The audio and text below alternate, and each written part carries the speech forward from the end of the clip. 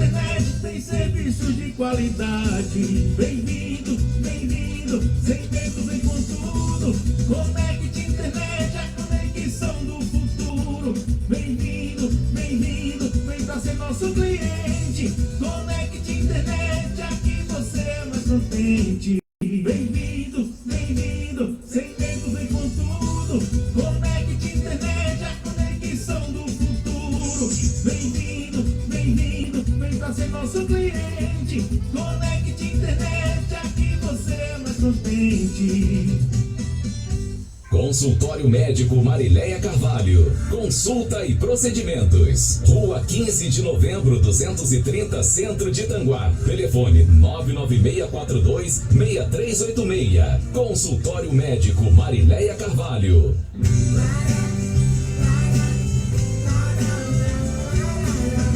Rio Bonito, Itanguá. 2 lonas azuis estreladas. Mais de 600 crianças e jovens impactados pelo poder transformador da cultura.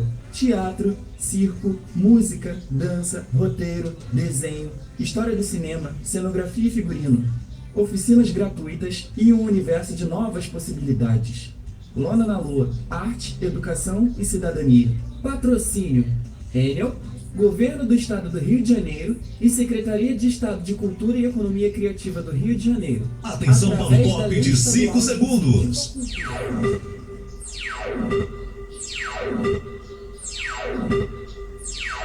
Está entrando no ar. Programa Flávio Azevedo. Entrevistas, as principais notícias de Rio Bonito e região. E a sua participação. Programa Flávio Azevedo.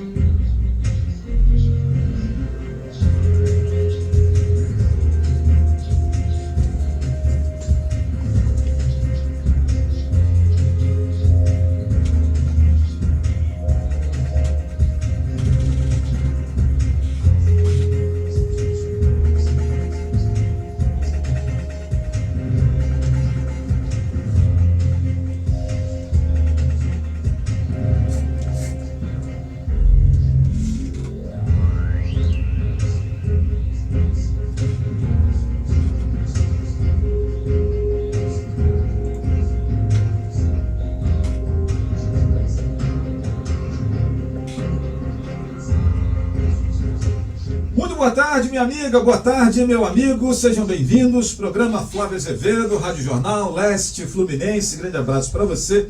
Hoje, dia 20 de janeiro de 2025, minha gente, 2025, hein? Pois é, cara, sejam bem-vindos, muito obrigado pelo carinho. Minha gente, 2 cenários ali de fora, lá de fora, ali do prédio ali da emissora, vai passando ali na frente a BR-101, lotada de carros, né? Tem engarrafamento desde a hora do almoço. Eu estava em Itanguá pela manhã, voltei, fui para casa almoçar, já tinha um trânsito pesado, engarrafado, etc., por conta do feriado de 20 de janeiro, que é feriado no Rio de Janeiro, um feriado municipal no Rio de Janeiro, e a galera veio curtir a praia na região dos lagos. A outra novidade é que tem um sol para cada um ali fora, e se você perder o seu, tem um guardado para lhe ofertar. Recebo aqui hoje, minha gente, o meu amigo César Gomes de Sá, advogado tradicional, conhecido aqui do nosso município. Deixa eu, antes de mais nada, mandar um abraço aqui, um beijo no coração para as minhas queridas amigas Bianca e Leide Laura, que hoje abriram oficialmente os trabalhos da farmácia de manipulação Essência Artesanal. Essência Artesanal, farmácia de manipulação. Fui lá pela manhã fazer essa cobertura, fiz uma live de lá do prédio, ali no centro de Itanguá, ali no prédio Hilda Stanek, né? No primeiro piso, número sala 107, a única, alô você, meu amigo de Itanguá, que acompanha a gente, que está sempre nos prestigiando, é a única farmácia de manipulação do município de Itanguá. Então não precisa mais você correr para Itaboraí, correr para Rio Bonito, porque tem lá minha amiga Leide, que já esteve aqui, inclusive, no programa, dando entrevista, falando aqui dessa atividade, né, das farmácias de manipulação. Então é isso, minha gente. Olha, enquanto a gente começa aqui o programa, Cezinha, que é o nosso convidado hoje aqui, vai aquecendo as turbinas, a gente vai se organizando aqui. Me permitam colocar aquela vinhetinha nossa. Vamos aproveitar que hoje é 20 de janeiro, falta algumas semanas para o tal do carnaval, né? Então vamos soltar a nossa vinheta que é em ritmo de samba, né? Vamos soltar a nossa vinhetinha aqui para você que está ligado nos nossos programas. Vamos mandar aqueles links para lá, link para cá. E já já a gente volta com Boa Tarde e a nossa conversa e entrevista de maneira oficial com o nosso entrevistado hoje, César Gomes de Sá, advogado aí do nosso município, da nossa região. Vamos lá, vamos em frente. Você sabe que aqui na Jornal Leste Fluminense, no programa Flávio Azevedo, o importante é você. Vamos lá. Notícia, informação é com Flávio Azevedo. Entrevista e utilidade é o nosso segredo. Fique ligado, sintonize e venha ver com o Flávio Azevedo. O importante é você. O importante é você. Notícia e informação é com Flávio Azevedo. Entrevista, utilidade é o nosso segredo. Fique ligado, sintonize e venha ver com o Flávio Azevedo. O importante é você. O importante é você. Notícia e informação é com Flávio Azevedo. Entrevista, utilidade é o nosso segredo. Fique ligado, sintonize e venha ver com o Flávio Azevedo. O importante é você.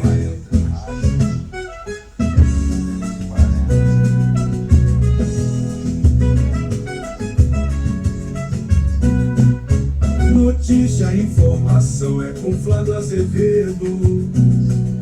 Entrevista e utilidade é o nosso segredo. Fique ligado, sintonize e venha ver com o Flávio Azevedo. O importante é você. O importante é você. Notícia e informação é com Flávio Azevedo. Entrevista e utilidade é o nosso segredo. Fique ligado, sintonize e venha ver com o Flávio Azevedo. O importante é você. O importante é você. Notícia e informação é com Flávio Azevedo. Entrevista e utilidade é o nosso segredo. Fique ligado, sintonize e venha ver com Flávio Azevedo. O importante é você. Notícia e informação é com Flávio Azevedo. Entrevista e utilidade é o nosso segredo. Fique ligado, sintonize e venha ver com o Flávio Azevedo. O importante é você. O importante é você. O importante é você. Beleza, minha gente? O importante é você. Muito boa tarde, muito obrigado pelo carinho da sua audiência, muito obrigado você que está aí do outro lado nos acompanhando, nos prestigiando, participando aqui conosco. Seja muito bem-vindo. Nosso convidado hoje aqui, César Gomes de Sá, advogado, ele que esteve durante bastante tempo presidindo a OAB aqui do nosso município, a 35ª subseção da Ordem dos Advogados do Brasil. Então agradecer o César, que é um cara ocupado, professor também, faz um monte de coisa, e dedicou essa tarde para estar aqui conosco, trocando uma ideia. Angélica Pires, boa tarde, bem-vinda. Cezinha, seu boa tarde aí para a galera, seja bem-vindo, meu irmão. Que agradeço, Flávio, mais uma vez aí essa oportunidade de conversar aqui com você, com seus ouvintes. Muito bom começar essa semana já participando desse programa que leva tanta informação já há tanto tempo, informação de qualidade, informações que são importantes para que a gente possa conduzir a nossa vida, a nossa cidadania. E iniciar a semana, como eu já disse, dessa forma, para mim é um motivo de grande alegria, mais uma vez. Aí fica aí meu muito obrigado a você e a todo mundo que está nos assistindo nesse momento aqui no seu programa, Flávio. Beleza, minha gente? Vamos aqui. Eu costumo, César, pedir a biografia do convidado, a biografia autorizada do convidado, sempre que eu recebo alguém aqui, né? Você não é estranho para nós, mas já tem um tempinho que você não senta aqui na nossa cadeirinha para conversar com os nossos ouvintes. Pode ser que tenha algum ouvinte novo aí que não conhece, porque tem bastante tempo que você não aparece por aqui. Tem bastante tempo. Então vamos a essa biografia autorizada, né? Vamos lá. César Gomes de Sá, o menino César, fazia o quê? Filho de quem? Cresceu por onde? Soltou pipa, jogou bola de gude, Tudo isso aí. jogou futebol aonde? Sou desse tempo. Fala um pouco aí do garoto César Gomes de Sá. Sou desse tempo da bola de gude, inclusive. Inclusive agora estou lá com um saquinho de bola de gude que eu estou ensinando meu filho a jogar bola de gude. Então eu sou desse tempo aí mesmo, joguei bola. Bom, na minha época a gente jogava bola, não tinha escolinha, era na rua, né? Então, a escolinha era rua, né? A escolinha era rua. A gente chegava da escola, ia pra rua e ia lá pra machucar o dedão do pé. Né? Não tinha um dia que não chegava em casa com uma marca da nossa lembrança. E tinha o mertiolate que ardia, né? Que ardia, tinha o mertiolate, tinha o mercúrio. A gente tentava sempre correr pro lado do mercúrio. Mas foi dessa infância. Eu sou nascido aqui em Rio Bonito, como se diz aqui no interior, nascido e criado aqui em Rio Bonito. Evidentemente, tive que me ausentar, mas sempre temporariamente para a conclusão de estudos, de pesquisas, de coisas que a gente foi fazendo. Eu me graduei em Direito no Rio, depois fui fazer pós-graduação, depois fui fazer mestrado, isso tudo fora daqui. Por força disso, tenho uma vivência também fora da cidade, que hoje eu também, como coordenador de um curso de Direito, que já estou lá desde 2017, no Centro Universitário Celso Lisboa, fica ali bem pertinho do Maracanã, a 4 quilômetros do Maracanã. Também me ausento aqui 2 vezes, pelo menos, da semana da cidade, mas permaneço aqui. Meu endereço é Rio Bonito, meu escritório de advocacia é em Rio Bonito, e é aqui que eu desenvolvo com toda certeza as minhas principais atividades. Não só as atividades profissionais, mas também atividades de lazer, minhas relações familiares também estão todas aqui baseadas na nossa querida Rio Bonito. E ao longo dessa trajetória, a vantagem de ficando velho é que a gente vai tendo história para contar, né, Flávio? Então, a gente... E é muito bom quando a gente vai avançando na idade e vai tendo mesmo, assim, histórias, vai tendo outras expectativas também construídas com bases um pouco mais sólidas, porque quando a gente é jovem, a gente vai construindo meio que no susto e vamos lá, é assim, porque a gente pode errar muito, né? Agora, depois que a gente já chega numa idade bem mais madura, a gente já tem uma outra perspectiva das coisas, já sabe que alguns erros podem ser irreparáveis, então a gente também transforma as nossas decisões em decisões mais responsáveis, mais bem fundamentadas, que possam ser mais bem justificadas, até para a gente mesmo. E por força disso, hoje eu toco alguns projetos já consolidados e algumas coisas bem novas, que eu gosto de estar sempre trazendo novidades para minha própria reciclagem, para minha auto-reflexão sobre algumas habilidades que a gente ainda precisa desenvolver, e à medida que a gente se sente confortável, a gente até divide isso com as pessoas, como por exemplo, no caso que eu estava falando aqui com você em off, do nosso curso de oratória, né, que é um curso que tem tido uma adesão muito grande também, fica lá na plataforma Hotmart. Quem entrar lá no meu Instagram, vou até fazer uma promoção aqui com você, Flávio. Quem entrar lá no meu Instagram e me mandar um direct vai ganhar um e-book sobre oratória para entrevista de emprego. E olha que eu marquei César aí no meu Instagram. Ah, legal. Marquei, publiquei uma foto nossa aqui no estúdio, pouco antes de começar o programa.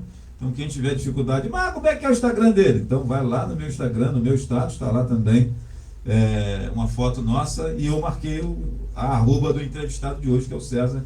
Então, já estou deixando a pista aqui. Opa, então, vai lá, manda um directzinho, uma mensagem no direct, que eu vou te mandar um e-book para você ter ali algumas dicas preciosas para entrevista de emprego, começar 2025 ou entrando num emprego ou mudando, né? Às vezes não está satisfeito, está querendo ter uma outra expectativa de vida, vai ter essa oportunidade, não só de emprego, mas também de estágio. Então aí já tem um e-book que eu vou mandar para você gratuitamente, né? O nosso curso ele fica lá também no nosso Instagram, tem lá o nosso link lá na nossa bio. Esse é a cereja do bolo que eu estou trazendo aqui hoje, porque é algo que eu venho investindo nisso ao longo dos 2 últimos anos, e só agora a gente lançou, quando a gente sentiu que tá completo esse projeto.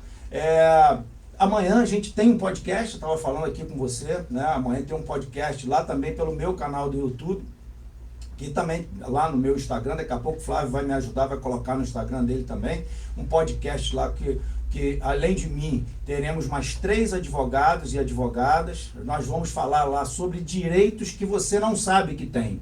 Então, cada um na sua área, no meu caso, na área do direito civil, consumidor, família, enfim, contratos.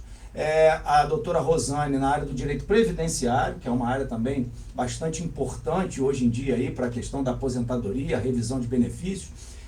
O doutor Lucas, que vai tratar da área criminal também, que a gente fica olhando só o direito penal como algo que é importante para aquele que comete infrações, mas na verdade existem muitos direitos importantes.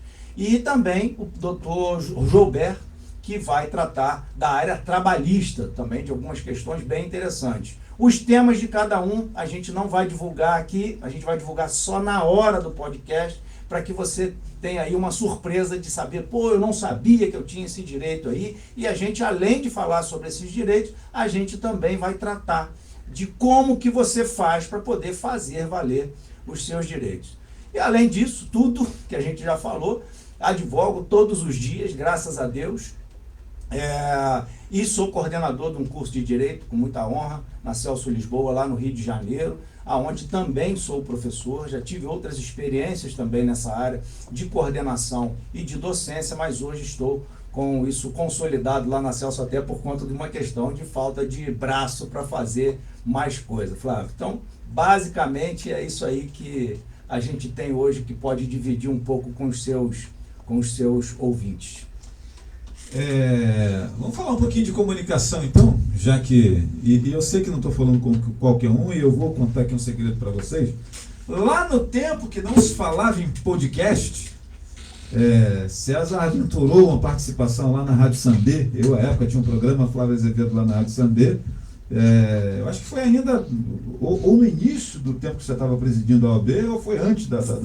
Não, foi depois um pouquinho que eu já estava, foi no início, ali, né? Foi por ali. E, cara, fazer um programa lá... Interesse público, isso aí, fazer um programa.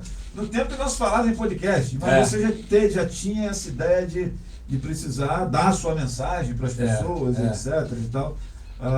E aí surge a pegada do podcast, surge, né, a possibilidade de você fazer live. Não tinha live também na época, não tinha. A gente podia fazer recortes de filmagens e publicar, isso, né? Exatamente. Mas live, por exemplo, a gente não tinha igual temos hoje. Fala um pouco dessa evolução da comunicação, César, até porque essa evolução tem enchido os escritórios de advocacia. Não é isso? Tem enchido os escritórios de advocacia, tem gerado uma série de debates, de questionamentos, né? Estou vendo uma galera hoje aí defendendo regulação de rede social, né? E outros dizem que não e tal. Como é que você vê essa questão da evolução da comunicação? Como é que você vê o uso da rede social de maneira geral? Eu já vou até dar o meu entendimento, que não é jurídico, porque afinal de contas estou conversando aqui com um professor, mestre, etc. Eu sou um defensor até debaixo d'água da liberdade de expressão, inclusive a liberdade do cara falar bobagem. E acho que os advogados estão aí exatamente para que, se eu me sentir ofendido, ou alguém se sentir ofendido, o judiciário está aí para você ir lá e exigir uma reparação daquele sujeito que fez algo que lhe ofendeu, né? Eu entendo desse modo. E entendo que nós precisamos também ter educação e respeitar as pessoas, para que a gente não fique também ofendendo as pessoas a todo momento, né? Então é o meu entendimento sobre essa história de regulação de rede, a comunicação de maneira geral. Mas estamos conversando aqui com um profissional da área do direito, né? Como é que você vê essa questão toda da comunicação, esse momento novo, né? A comunicação, ela começa com os rupestres, com os sumérios lá, com a escrita rupestre, né? A escrita é o primeiro... O ser humano sempre falou, né? E aí, quando ele começa a desenhar para se comunicar nas cavernas lá, os sumérios, foi um novo momento da comunicação, né? Começa a passar aqui de forma coletiva para outras gerações. Exatamente, né? Começa a conseguir guardar informações, digamos assim. O primeiro computador que existiu da humanidade era a parede da caverna lá que os sumérios desenhavam o que podemos entender o que eram as letras daquele tempo. Os egípcios, depois, através da chegada, descoberta, o desenvolvimento do papiro, né? É uma outra tecnologia, é um divisor de águas, né? Mais um divisor de águas na comunicação. E aí, César, da descoberta do papiro, no meu entendimento de profissional de comunicação, o próximo divisor de águas do Egito em diante é só com Gutenberg e a prensa que ele fabrica lá, que ele cria, que ele inventa para publicar a Bíblia, livros, etc., essa coisa toda. E entendo que o novo divisor de águas depois de Gutenberg não é o rádio, não é a televisão, é a internet. Porque o rádio e a televisão não geraram tanto arranca-rabo como tem gerado a internet. Esse preâmbulo aqui, só para a gente partir daqui sobre essa conversa sobre comunicação. Como é que você vê esse momento? Olha, eu vejo sobre dois aspectos. Um aspecto, já que você tratou da questão judicial, né, quando isso chega a ser judicializado. Hoje, se você fizer... Eu fiz isso, mas foi logo depois do retorno da pandemia.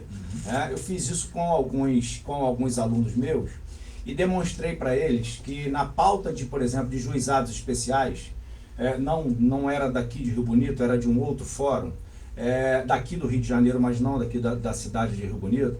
Mas eu mostrei para eles, vamos pegar a pauta dos juizados especiais. Juizados especiais é aquele foro onde são levadas as causas mais, vamos dizer assim, mais simples. Aquele famoso dano moral, né, geralmente está colocado nos juizados especiais. E a gente foi ver lá, eu nunca mais me esqueço desse número, a primeira pauta que a gente pegou de juizados especiais tinha 10 audiências na parte da manhã. Dessas 10 audiências, 7 audiências eram por conta de dano moral causado através de redes sociais, né?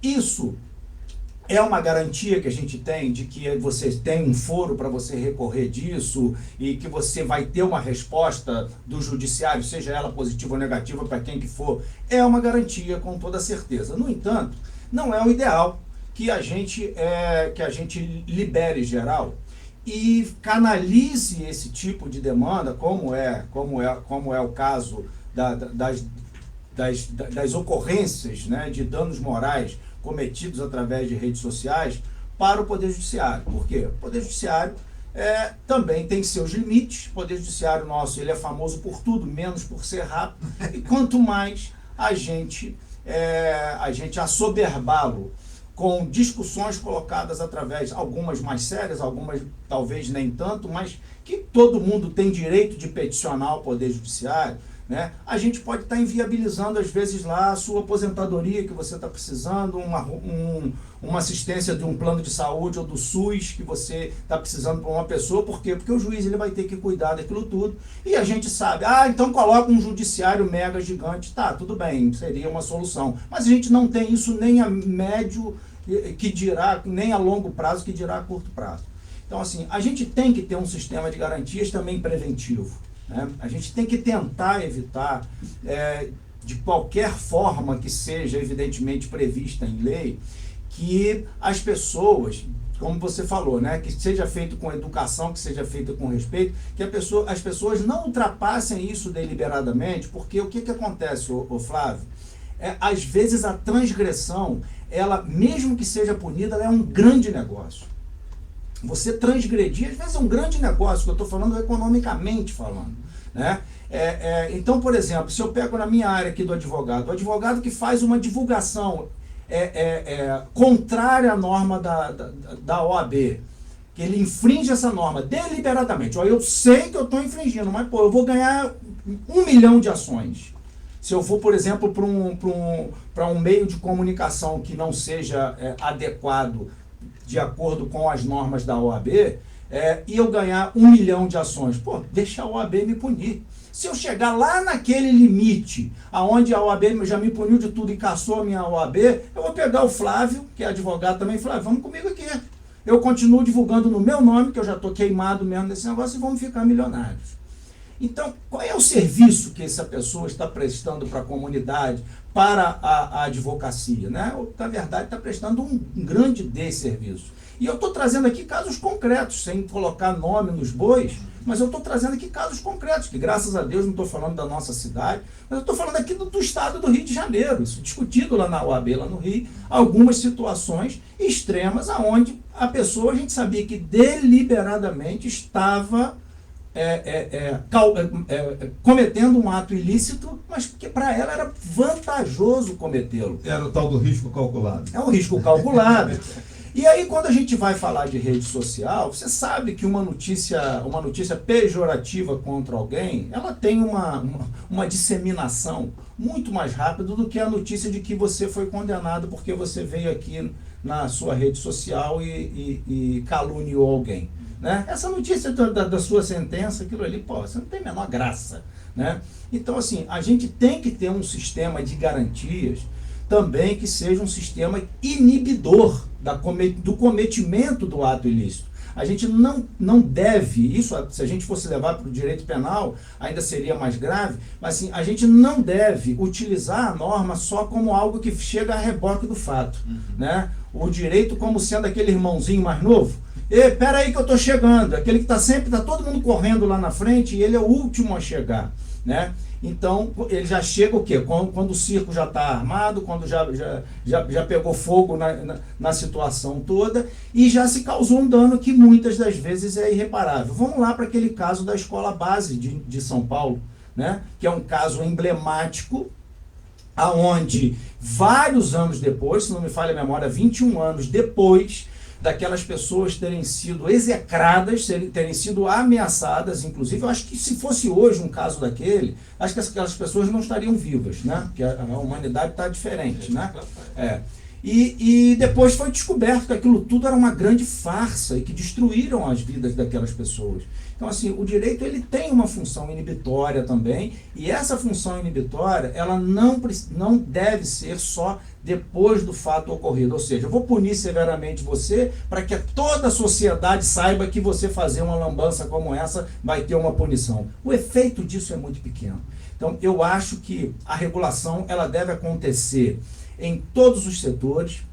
Eu acho que a gente deve levar para as escolas. Você me falou aqui antes que você fez uma palestra numa escola. Eu já fiz muito isso, e esses dias eu estava pensando sobre isso. Eu estava andando de bicicleta aqui para dentro de Cajueiro dos Bagres, eu vi uma escolinha ali que eu já fiz. Falo escolinha porque ela é de um tamanho pequeno. E eu já fiz palestra ali naquela escola, e eu estava lembrando quanto isso era gratificante, quanto isso era importante, quanto que a gente dialogava com as pessoas, às vezes até com crianças. Então, acho que é importante sim levar essa agenda para dentro da escola, para que a gente possa ter uma responsabilidade e não um grande número de pessoas punidas por terem causado danos a outras pessoas através de rede social. Então, assim, eu acho que é uma situação bastante importante que a gente tenha hoje, principalmente porque existe a chamada fake news. Né? Qual é o efeito que uma fake news traz para a sociedade? Um efeito maléfico. Então, se o direito ele não tiver a capacidade de evitar a fake news, a gente fica num estado de vulnerabilidade muito grande. Vamos supor na questão das eleições, por exemplo. Né? Se eu, num dia anterior às eleições, né, à votação, eu lá disparo uma fake news sobre o candidato que é o meu opositor, não vai haver tempo do judiciário de se movimentar para retirar aquilo, para reparar aquele dano. E a gente tem vários casos disso, inclusive locais, assim, em lugares pequenos. Então, eu acho que a comunicação ela é uma ferramenta absolutamente fundamental. Você nos deu uma aula aqui da sua evolução, dessa comunicação que a gente tem hoje. Você fez um apanhado lá de tempos remotos até a contemporaneidade, mas eu acho que devemos estar pautados por um critério de responsabilidade, de educação, de respeito, que isso daí são valores que são, na minha concepção, inalienáveis. Né? A gente não deve transigir com respeito, não deve transigir com valores que são tão fundamentais para todos nós. Só quem já recebeu quem foi vítima de uma fake news, ou quem foi vítima de uma agressão feita através de rede social sabe disso. Eu tive, só para trazer aqui e finalizar esse assunto, né? Foi no ano passado, mas foi Foi depois das férias, mês de agosto mais ou menos, né? Depois das férias, eu me lembro bem, eu não estava na cidade, eu recebo a ligação de uma pessoa por volta de 11h30 da noite, falando assim, professor. Eu falei, poxa, 11h30 da noite, você me ligando para ver coisa de faculdade, né? E não, era uma menina, né? Que estava absolutamente apavorada, estava absolutamente fora de si, ela não estava também no Rio de Janeiro, ela estava passeando e ela foi vítima de uma postagem no Instagram, né, que era uma mentira, uma fake news, uma coisa que deturpava a vida da menina de uma forma absolutamente covarde, né, por quem sabe lá, não sei quem foi, né, me pedindo a orientação, que ela estava assim, eu estou perdido, eu estou correndo para a rodoviária agora para eu tentar, isso era 11h30 da noite, tentar uma passagem que eu preciso estar no Rio amanhã de manhã para eu ver o que eu vou fazer com isso. A menina de 19 anos de idade. Então, quer dizer, isso aí não é, isso não é arma, isso é ferramenta. E aí, cara, o bom de conversar com o advogado que é professor, que a gente pode entrar na esfera da educação também. É nítido que a treta da audiência. Sim. É nítido que a fofoca da audiência. O que nós chamamos de fake news hoje, chamávamos até 10 anos atrás de boato. Você lembra disso, né? Com certeza. Corre um boato por aí, né? Com certeza. Dizem que, né? Vi dizer que, né? A fofoca. A fofoca, isso...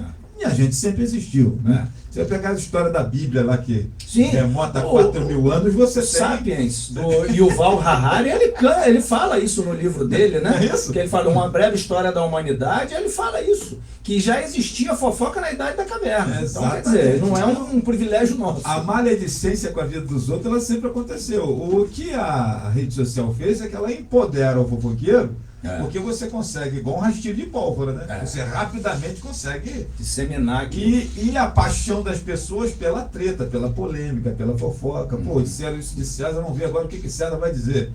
Aí César responde ao cara, bom, agora vamos ver o que Flávio vai falar, já que César respondeu, né? Essa novela da vida real que acaba. E aí, por isso que eu falei que é interessante a gente conversar com quem também é professor. E aí, me parece que nós precisamos evoluir essa conversa para que o ser humano também fosse mais evoluído e a gente não desse tanta trela à fofoca, à vida dos outros, à vida alheia, né, cara? Você percebe que... Eu lembro que na faculdade eu tinha uma professora lá muito competente, jornalista, tinha trabalhado em vários veículos de comunicação, e ela... Não existia rede social naquele tempo. Existia o Orkut, mas não com essa profusão que tem hoje. Não existia a democratização de acesso à internet. Não tinha telefone com internet. Sim, né? não. Lá em 2007. O Orkut era no PC em casa. No PC em casa, exatamente. Agora esse negócio de rede social no telefone, não existia. Não existia telefone com internet naquele tempo lá, que eu estava na faculdade. E ela dizia, olha, a matéria que mais me gerou investigação e que eu mais fiquei conhecida foi uma matéria investigativa sobre... E nós estamos pensando que ela ia falar algum escândalo da política, etc. Não. Uma matéria investigativa sobre quantos ml a Joana Prado, que fazia a feiticeira do programa H do Luciano Huck, tinha colocado de silicone no seio. Meu Deus. Essa foi a matéria que gerou maior investigação e, segundo ela, maior audiência em todas que ela escreveu na carreira jornalística dela. Que tragédia, né? Eu acho que a gente faz uma leitura muito interessante da sociedade a partir dessas informações, né? Uma tragédia. Então, cara, assim, eu percebo que nós precisávamos também tratar, né? Que eu considero isso meio que uma coisa doentia, essa paixão que nós temos pela vida dos outros. Está passando agora um programa na televisão que está completando 25 anos chamado Big Brother, que nego mete o pau nesse negócio, mas tá todo mundo olhando. Não, e esses programas, mesmo que você não acompanhe, basta você ligar a televisão. Se você for ver um programa aí... Não, você tá chegando aqui, ó, passando seu Instagram. Ou isso. Toda hora tem um pedacinho do negócio. Então, quer dizer, você acaba acompanhando. Que o podcast que você vai fazer amanhã vai aparecer toda hora pra gente no Instagram. O Big Brother toda hora aparece. E todo mundo critica e um monte de gente assiste. Como é que pode? É verdade. Então, assim, eu acho que nós, enquanto sociedade, as instituições, né, os aparelhos da educação, os profissionais de educação, as famílias, deveriam se sentar, né, e falar assim, peraí. Tem alguma coisa esquisita aí, cara. É nítido que a desgraça, a fofoca, a treta, etc. Isso dá uma audiência terrível, né? Eu, por exemplo, me ausentei das notícias políticas já há uns 5 anos, né? E antes de me ausentar das notícias políticas, a notícia política da intriga, né? Do fulano disse isso, de ciclano, etc. e tal. A notícia política de que o governo tal inaugurou um posto de saúde, etc. Essa continua sendo, que isso isso é serviço notícia, público, né? Serviço A utilidade pública. Utilidade né? pública. Mas antes disso eu já tinha me ausentado, César, da notícia da delegacia. Não é? Da delegacia eu acho que eu não vou lá há 10 anos escrever nada. Porque só muda o menino que foi preso. Entende? E você percebe que não adianta você noticiar que o garoto foi preso, que não sei o que, no caso do Rio de Janeiro, a polícia subiu o morro, o tráfico está aí, ele continua aí, vai se fortalecendo, etc. Não. Cara, eu vou ficar mexendo nesse negócio para quê? A gente não tem isso. Eu gosto de trazer informações que vão transformar a sua vida. Se eu não percebo transformação, meu irmão, eu vou ficar trocando esse assunto para quê? Eu vou perder tempo, como você falou. O juiz às vezes está precisando dar um parecer, dar uma decisão para uma causa importante e vai bater lá na mão dele para ele pensar também na sentença. Xingamento de internet. Né? Entendeu? E eu falei, cara, para que eu vou perder tempo com isso? Horas e horas na porta de uma delegacia para escrever a mesma notícia que eu escrevi ontem, anteontem, 3 anos. Então, assim, eu acho que esse filtro a gente dá para conversar um pouco mais com a sociedade. Mas não tenha dúvida, isso aí é o caminho do mundo. Esse feitiço que nós temos para a treta, para a polêmica, para a fofoca, para a vida dúvida alheia. sobre isso. É bom que você esteja destacando isso, insistindo com isso, que as famílias, que as pessoas que estão hoje nos ouvindo, que possam fazer uma reflexão sobre isso. Porque, assim, não se constrói uma sociedade melhor a partir do direito, a partir do poder judiciário. Exatamente isso. Não é a partir de lá. Né? O Poder Judiciário, aliás, ele é chamado exatamente para quando não existe uma coisa muito simples, chamada bom senso. Aonde não existe bom senso, a gente precisa de um juiz para entregar bom senso. Né? Que aí esse bom senso ele vai ter como pauta a lei e não o que ele acha. Então é uma questão que a gente tem de certa segurança de que a gente vai ter, olha, não existiu bom senso entre o César e o Flávio. Eles não conseguem solucionar uma questão. O Estado não entrega para o César a aposentadoria que ele tem direito. Lhe falta bom senso, porque ele tem direito a isso. Então, você chama o judiciário, através de um advogado, para que ele te entregue aquilo que não foi, aquilo que não lhe chegou, pela ausência de entendimento de que, olha só, esse computador aqui é seu, o meu está guardado lá em casa, ok? Beleza, está tudo bem. Eu tenho aqui com você, eu tenho posse dessa cadeira enquanto eu for convidado para estar aqui. A partir do momento que eu não estiver mais convidado, ela retoma a posse para você e fica tudo bem. Né? Eu não posso andar com o carro em cima da calçada. Ok, fica tudo bem, mas existem as transgressões. E a lei foi feita para ser transgredida também. Né? Mas aí você chama o direito e aí você vai trazer o império do direito para que ele aconteça. Mas, o que eu volto a dizer, não vai se melhorar a sociedade a partir do direito. Perfeito, concordo plenamente. Por isso que eu acho que a gente, por isso que eu falei, bom que o advogado também seja professor, que a gente pode entrar nessa seara da educação, que não é só das crianças, é da sociedade como um todo, né? Eu, por exemplo, quando vejo as secretarias de educação, seja de município, seja do Estado, seja um ministério da educação, eu percebo que essa rapaziada fica muito centralizada na escola. Naquele equipamento ali que vai ensinar a ler e escrever. Eu penso que as secretarias de educação deviam pensar a sociedade. A família. E por vezes eu vejo ali o profissional de educação se sentindo meio que como enxugando gelo. E eu penso do seguinte modo, você está enxugando gelo porque na verdade você tem uma bazuca, mas está tirando uma mosca. Quando você podia derrubar um elefante. Então, eu entendo que se a secretaria, e eu não estou falando Secretaria de Educação de Rio Bonito, não, tá, gente? Eu estou falando a educação sistema de educação. O sistema de educação brasileiro. Se ele pensasse a sociedade junto com a escola, eu acho que nós teríamos grandes sucessos nessa questão de conscientização, etc.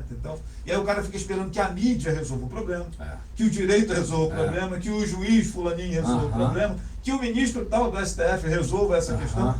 Quando, na verdade, eu entendo que... E também não é só botar essa responsabilidade unicamente na educação, não. É a sociedade pensar Sim, isso, né? não tem a menor dúvida. Eu penso desse modo. Mas vamos de utilidade pública, já que o Amarildo está passando aqui, nos dando boa tarde, dizendo assim, meu amigo, ótima semana. Calor danado aqui e sem energia desde as 10 horas da manhã. Ou seja, o cara não consegue ligar nem um ventilador nesse dia de calor que está fazendo hoje. César, como é que é isso, cara? Esse cliente Enel aqui... Isso aí é o direito do consumidor sendo violado. Vamos lá. De uma forma frontal, né? Isso é um total absurdo, um total desrespeito. Porque, assim, se hoje você atrasa o pagamento da sua conta de energia, eles não precisam nem ir lá mais para cortar. Você sabe disso, que é um comando que se dá lá da central dele. Um botão lá em tal lugar. Um botão lá, aquele botão vermelho apertou, você está sem luz, não quer saber se você tem uma pessoa acamada dentro da sua casa, não tem muito essa história. Mas esse tipo de desrespeito, aí que a gente pode chegar e fazer um link aqui com aquilo que a gente começou a conversar, o Flávio, porque assim, isso aí vai, já existe, né, a possibilidade do Amarildo acionar o Poder Judiciário, através de um advogado, evidentemente. Né? No entanto, eu tenho certeza que o Amarildo preferiria estar com luz na casa dele. Claro, né? Ele não preferiria, não, agora eu vou ganhar um dano moral. Pô, dano pior do que ele está tendo hoje, eu não sei quais são as condições lá, mas se ele tem uma família lá, uma mais criança... que com um dia fresco que está fazendo hoje. Imagina, são 5h10 da tarde, se essa luz não retornar hoje, ele vai passar uma noite bem difícil, né? Ele e a família dele. Então, assim, não é isso que se deseja, né, o efeito reparador do direito. A gente quer um efeito inibidor, que fala assim, Enel, se você faz isso, eu tenho aqui uma prateleira aqui de ferramentas para poder te punir. No entanto, assim, o que a gente quer é que você preste um serviço de qualidade. Essa é a mensagem, porque a norma ela não diz, vamos lá para o artigo 121 do Código Penal, que fala assim, matar alguém. Está escrito lá assim, matar alguém. Se você lê essa norma do jeito que está ali, você fala assim, então isso é legal. Está dizendo que matar alguém, então eu vou matar alguém, né? Que é o que a lei está me dizendo. Não, a lei ela está te dizendo isso, mas embaixo ela coloca aqui a punição. A pena é de tanto a tanto. E isso, então, o que é o espírito dessa norma? O espírito dela é o seguinte, olha, não matarás. Certo? Porque senão a gente tem um efeito. Agora, o que se quer é que as pessoas matem e depois eu tenho, então agora vem o Estado. Não, o que o Estado quer, o que o direito quer é que as pessoas não matem.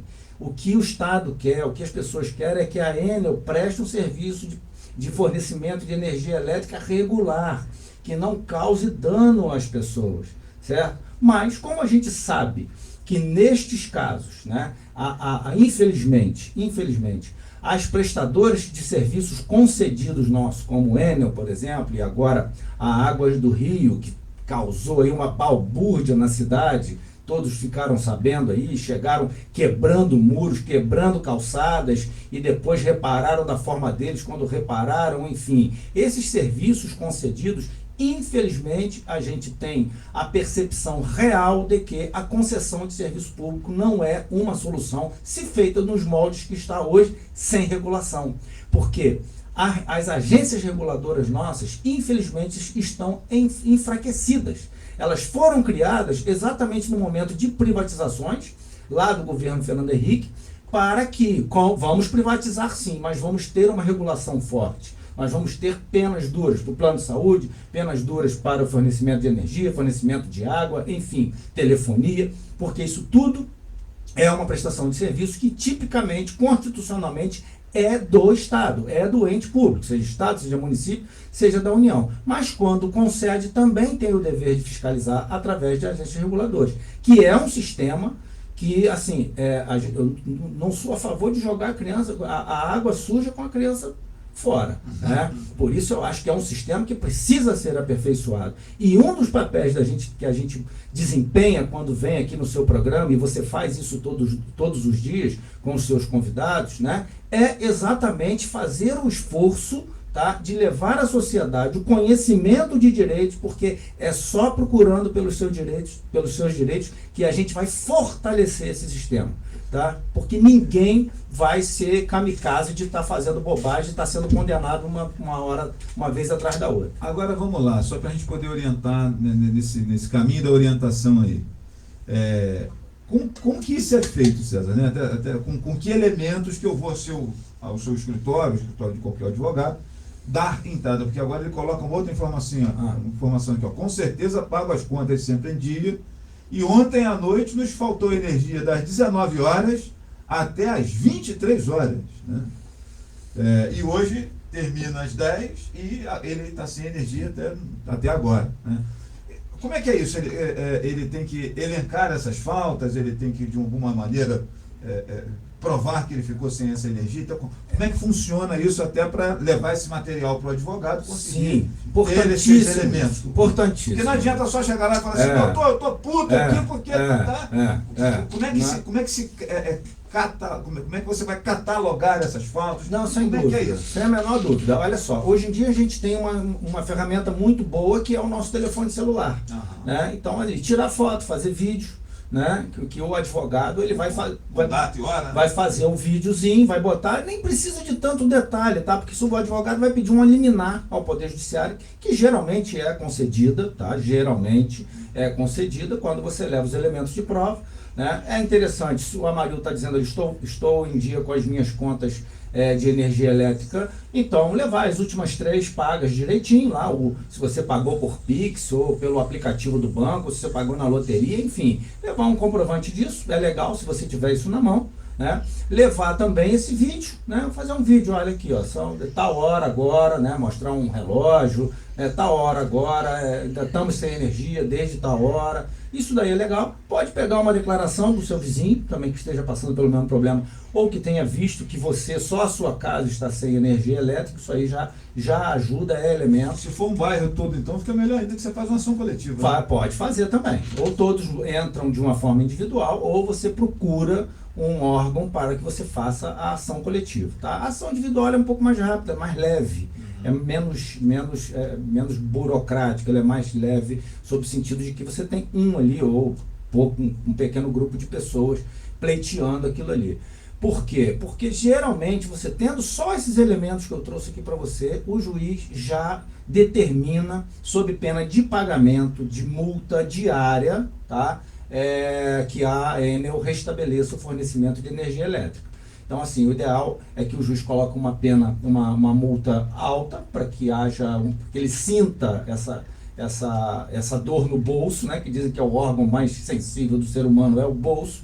Então, é legal que ele coloque uma pena. Se essa penalidade, mesmo assim eles não atenderem, é legal que o advogado, né, aí no caso ele vai ter o advogado dele, ele tome as providências para pedir ao juiz, olha, com aquela pena que o senhor deu lá de 100, 500 reais, não está rolando não, então vamos pedir para aumentar.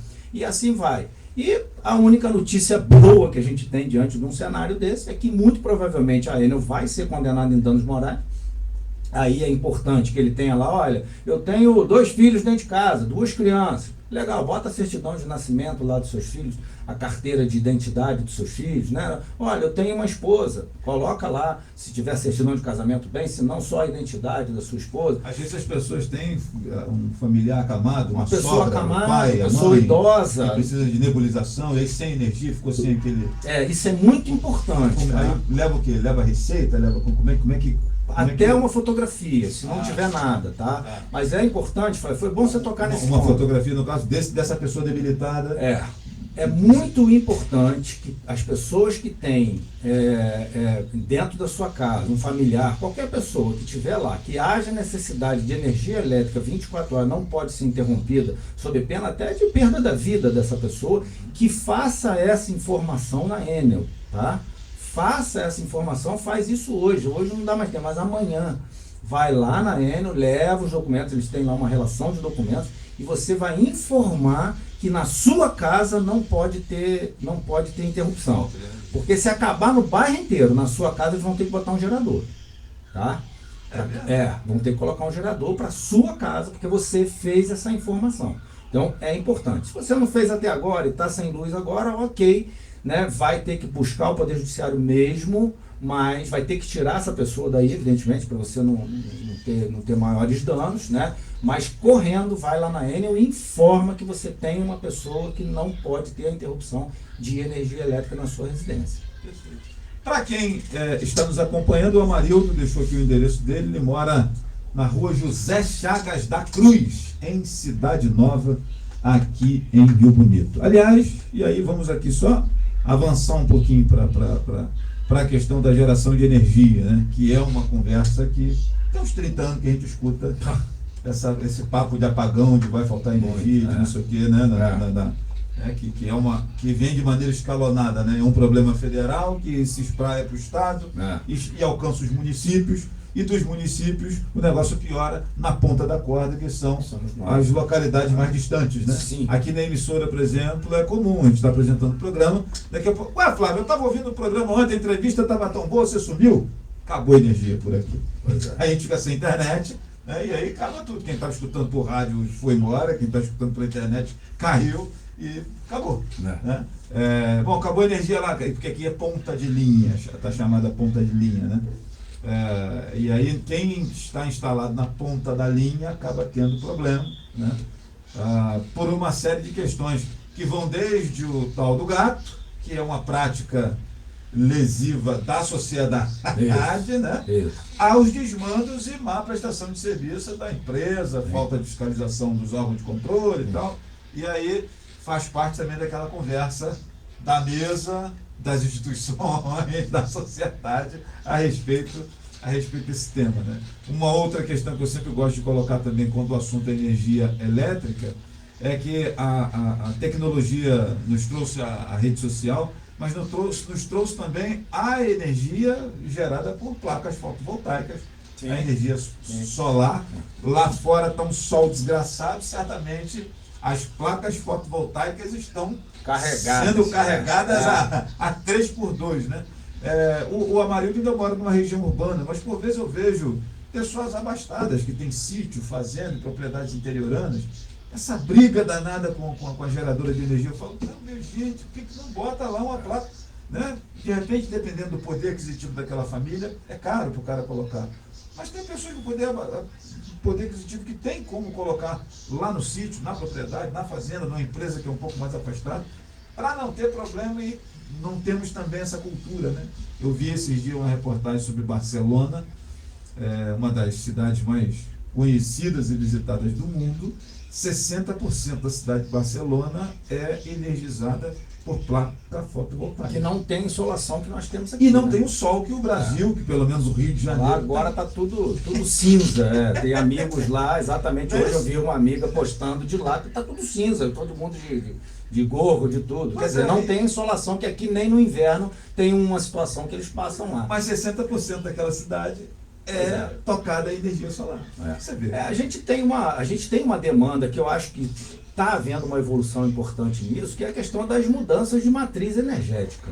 Né? A gente não tem mais, hoje não precisamos mais ficar escravizados com hidrelétrica, com combustíveis fósseis. Nós temos hoje alternativas reais. Mas, evidentemente, tal qual foi no tráfico negreiro, que o grande problema que a gente não tinha, que a gente tinha aqui de acabar com a escravidão, não era o escravo em si, era o tráfico negreiro, que aquilo era extremamente rentável. A dificuldade de acabar com o tráfico era essa. Era a dificuldade. Era um negócio. Era um negócio. Então, assim, hoje a gente não vê um investimento massivo em cima de outras matrizes energéticas, por conta exatamente que existe uma indústria do petróleo aí que fatura muito alto com isso, que existe também a questão da distribuição de energia elétrica que faturam muito alto com isso. Então, por conta dessa limitação capitalista... E sempre tem uma sacanagem que morde um pedacinho daquele negócio. Pois isso aí faz parte do jogo, infelizmente. Então, a gente tem hoje uma demanda de mudança de matriz energética que eu não tenho a menor dúvida, Flávio.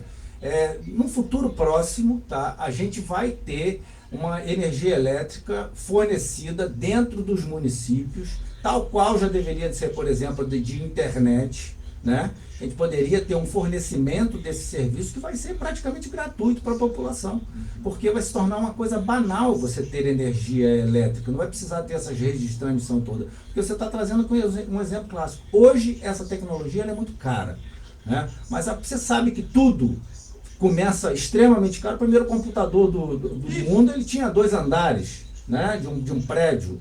Hoje em dia você carrega o seu celular aqui, que tem muito mais potência do que aquele lá de trás, que que ficava guardado pela Guarda Nacional da ONU. Não precisa de nada disso mais. Hoje você tem dentro do seu bolso aí um computador muito mais evoluído do que aquele lá de trás. E daqui a pouco a gente vai ter isso em termos de energia elétrica também. Mas enquanto não temos, né, o Amarildo vai passar por essa situação, outros Amarildos, e a orientação que a gente tem, né?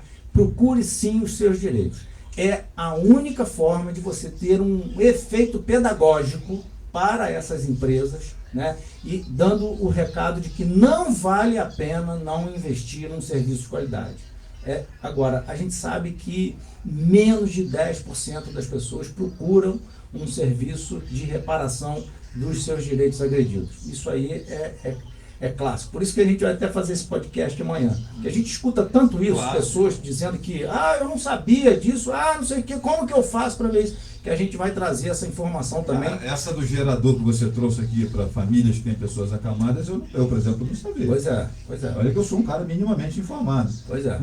Vai lá e informa, porque eles, né? Por exemplo, se houver uma interrupção, interrupção programada para poda de árvores, não tem isso? Sim, né? Sim. Essa interrupção troca de fios, de fiação, de poste, na sua casa vai ter que ter um gerador. Ou eles vão dar algum tipo de fornecimento paralelo que não vai estar vinculado àquela rede que está sendo desligada temporariamente. Isso é interessante isso. Ainda sobre a questão da energia, né? Me parece também, César, que é uma coisa no campo do interesse político e administrativo, porque você vai a Petrópolis, por exemplo, você vê os postes ali daquela rodovia que leva até Petrópolis com plaquinhas em cima da lâmpada. Exatamente. E nós estamos no mesmo Brasil, com sacanagem, com corrupção, com não sei o quê, e uma cidade logo ali, não é? Não é lá em Oslo, não. Né? Porque às vezes você vê uma tecnologia e fala, pô, o japonês é foda, cara. Porra, esse povo japonês. Não, cara, ali em Petrópolis, ali. Dá pra gente ir de bicicleta lá. Você chega lá, você olha ali os postes, em cima da luminária tem ali uma plaquinha de energia solar. É o que foi lançado inicialmente lá no Arco Metropolitano, que infelizmente foi abandonado e roubaram tudo. Exatamente. Mas é algo que está aí, ó. Tá ali, tá pronto. Assim, será que o pessoal ali é mais inteligente do que nós aqui? Será que e sem contar o seguinte, né? O presidente da República, o governador lá é outro. Sem aquele varal de fio horroroso.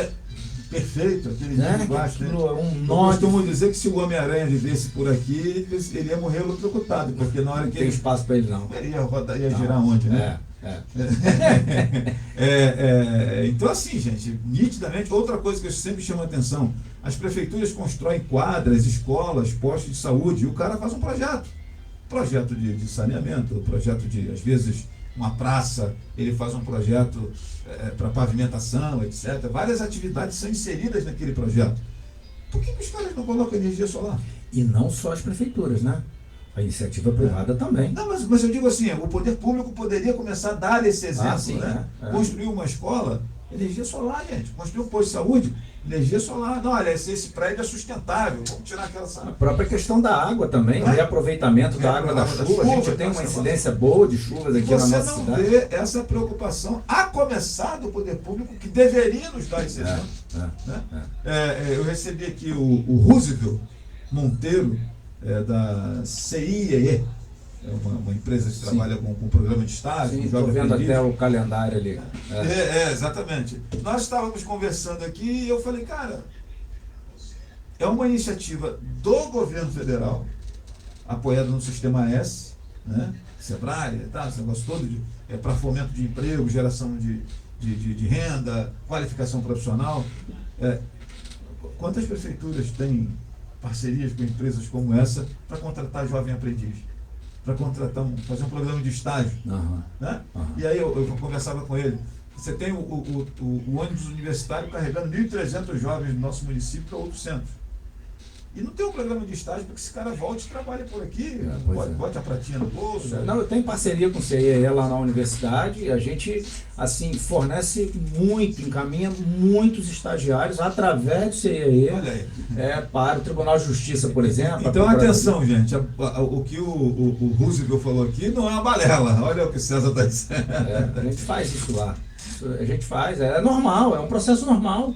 Né? A gente precisa que o nosso estudante tem o estágio e eles fazem isso com muita propriedade, ou seja, já há muito tempo. Eu conheço inclusive as instalações dele lá no Rio, já fui, não agora, fui antes da pandemia até lá, mas assim, é algo que é trivial, não é nada de excepcional, não deveria ser algo que tivesse que haver um sacrifício. Como você disse, 1.300, nem tinha esse número, né? Estudantes indo para outros lugares para poder estudar. Isso aí é algo que... Você, na verdade, está gerando riqueza em outro lugar, né? É. Porque essa galera chega lá, o cara faz um lanche, ele come, ele estuda, ele compra papel, ele E compra provavelmente caneta, vai se formar lá e vai ficar por lá, né? porque ele começa a fazer estágio lá, então lá ele fica. Começa a se efetivar por lá.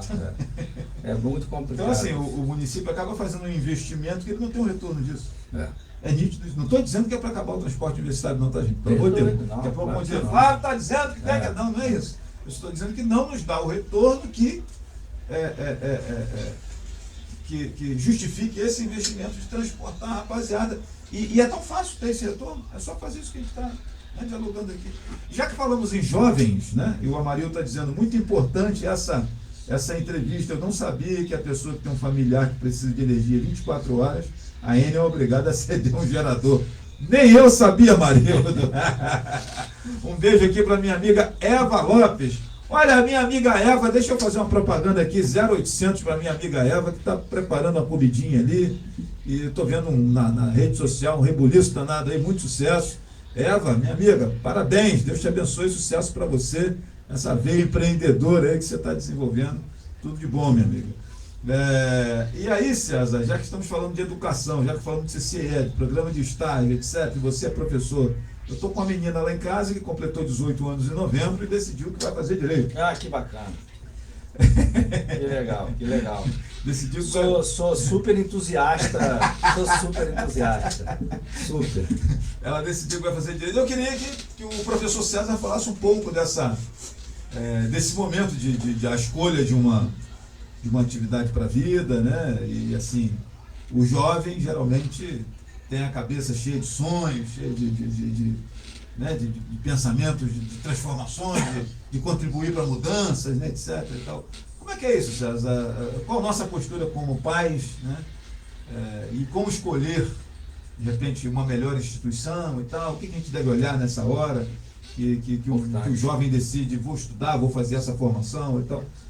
Como é que é esse momento, né? Você na condição de professor, sobretudo professor universitário, como é que é isso, né? Como a gente deve proceder nesse momento para oferecer uma educação de qualidade, né? E tal? Como é que você enxerga isso? Eu acho que é muito importante que você tenha critério, né? Para você escolher. Eu acho que é super importante qualquer coisa na vida, né? Você saber tomar uma decisão para a vida inteira. Porque é muito ruim que a pessoa comece numa escola, daqui a pouco está pulando para outra escola, daqui a pouco está indo para lá que isso aqui não era legal. Então, e conhecer a rotina de uma escola não é uma coisa tão difícil.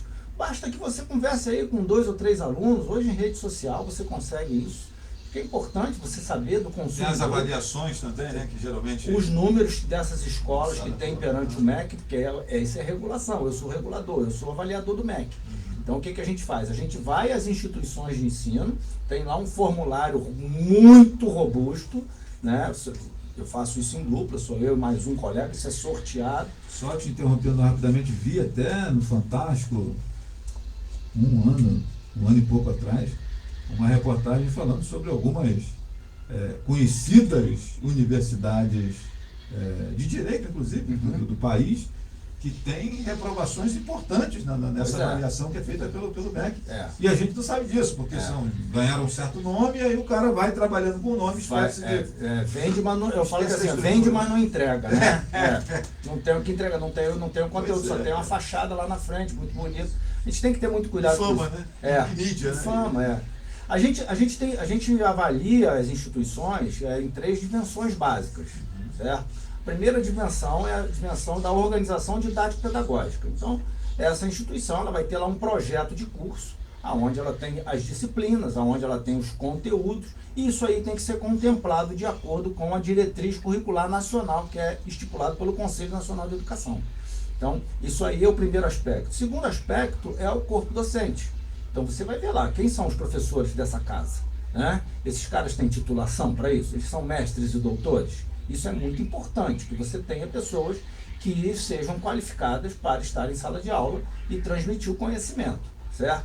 Essas pessoas publicam, essas pessoas têm publicações, eles produzem ciência, porque não é só ir para a sala de aula e falar, não é só você advogar, não é só você ser juiz, você pesquisa o direito, produz conhecimento através de artigos publicados, isso também é avaliado, né? A instituição, ela tem uma...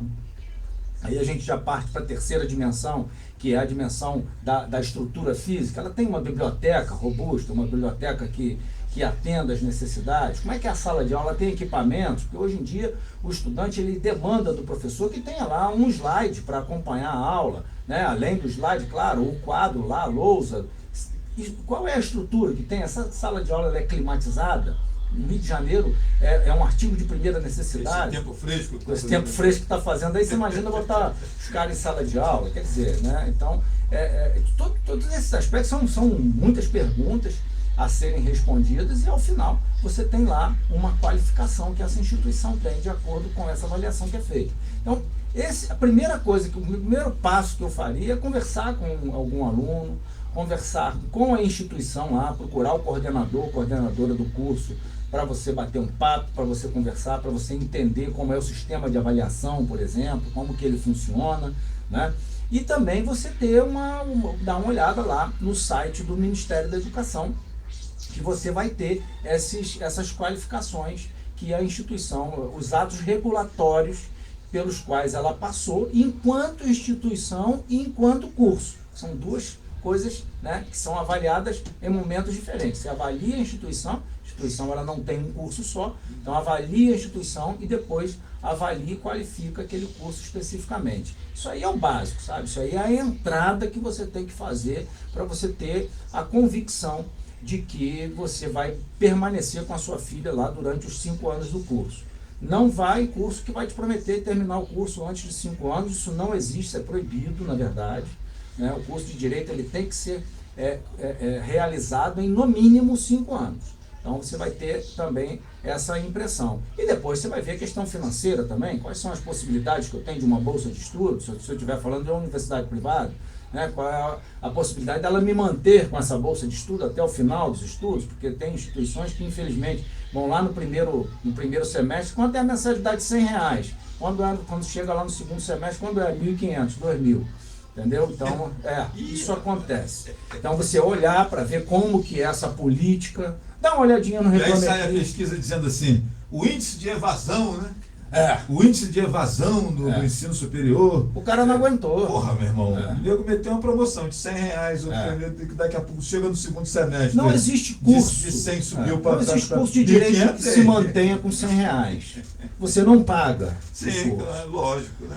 Por mais que você coloque aluno para dentro, você não paga o curso. Porque quanto mais aluno também, mais despesa você tem. Não, claro. Curso de direito e outras coisas. Né? Outras coisas, né? Então, produtos, assim, etc. Você olha assim. Tá? Eu lembro uma vez, César, que eu fiz uma reportagem do rapaz que foi preso por receptação de carro roubado aqui em Rio Bonito. Era um menino do interior, garoto humilde. O doutor falou com o delegado: doutor, não sabia que o carro era roubado? Mas, cara, você era um Honda Civic. Mas você comprou esse carro onde? Quanto foi? Não, eu dei 6 mil nesse carro. O delegado falou: irmão, peraí, quanto vale um Honda Civic? Você acha que um Honda Civic normal ia custar 6 pau, parceiro? não dá. Ou seja, você tem que ter o desconfiômetro, né? Tem que ter. Esse não pode desligar nunca, porque malandro tem um monte, né? Deixa eu mandar aqui um abraço para Ana Cristina Barreto, que diz assim: professor César, parabéns por esse podcast. Em pouco tempo você mostrou sua competência em tantos assuntos importantes para a sociedade, inclusive relacionar o direito à educação básica, né, ao ensino superior, brilhante. Ana Cristina, muito obrigado, né? Assim, nós temos aqui um programinha de um jornalista da roça, né? Mas eu gostaria muito de ver certas pautas que a gente trava aqui naquela grande mídia que tem muita audiência, né? Porque eu acho que eu sinto falta, né? Eu sinto falta das coisas sendo tratadas com essa seriedade, né? Sem igual eu vejo por vezes aí, e até em programa de TV fechada, eu olho assim e falo: pô, os caras estão perdendo a oportunidade de oferecer algo melhor para o seu ouvinte, né? Obrigado, viu, Ana Cristina? E César é fera, eu concordo com você. A Aninha é uma querida. É a coordenadora do curso de Educação Física lá da Celso, né? Mora lá no Rio de Janeiro, uma querida, uma amiga que eu fiz durante esses anos, que a gente trabalha juntos lá.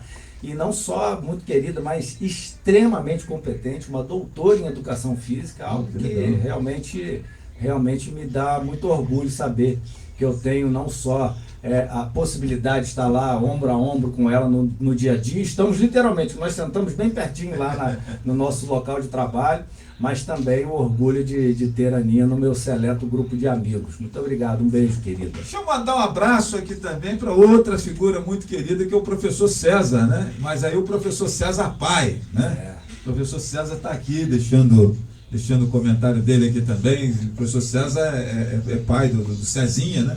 Por isso que não se costuma chamar o entrevistado de Cezinha, de fulaninho, de apelido, né?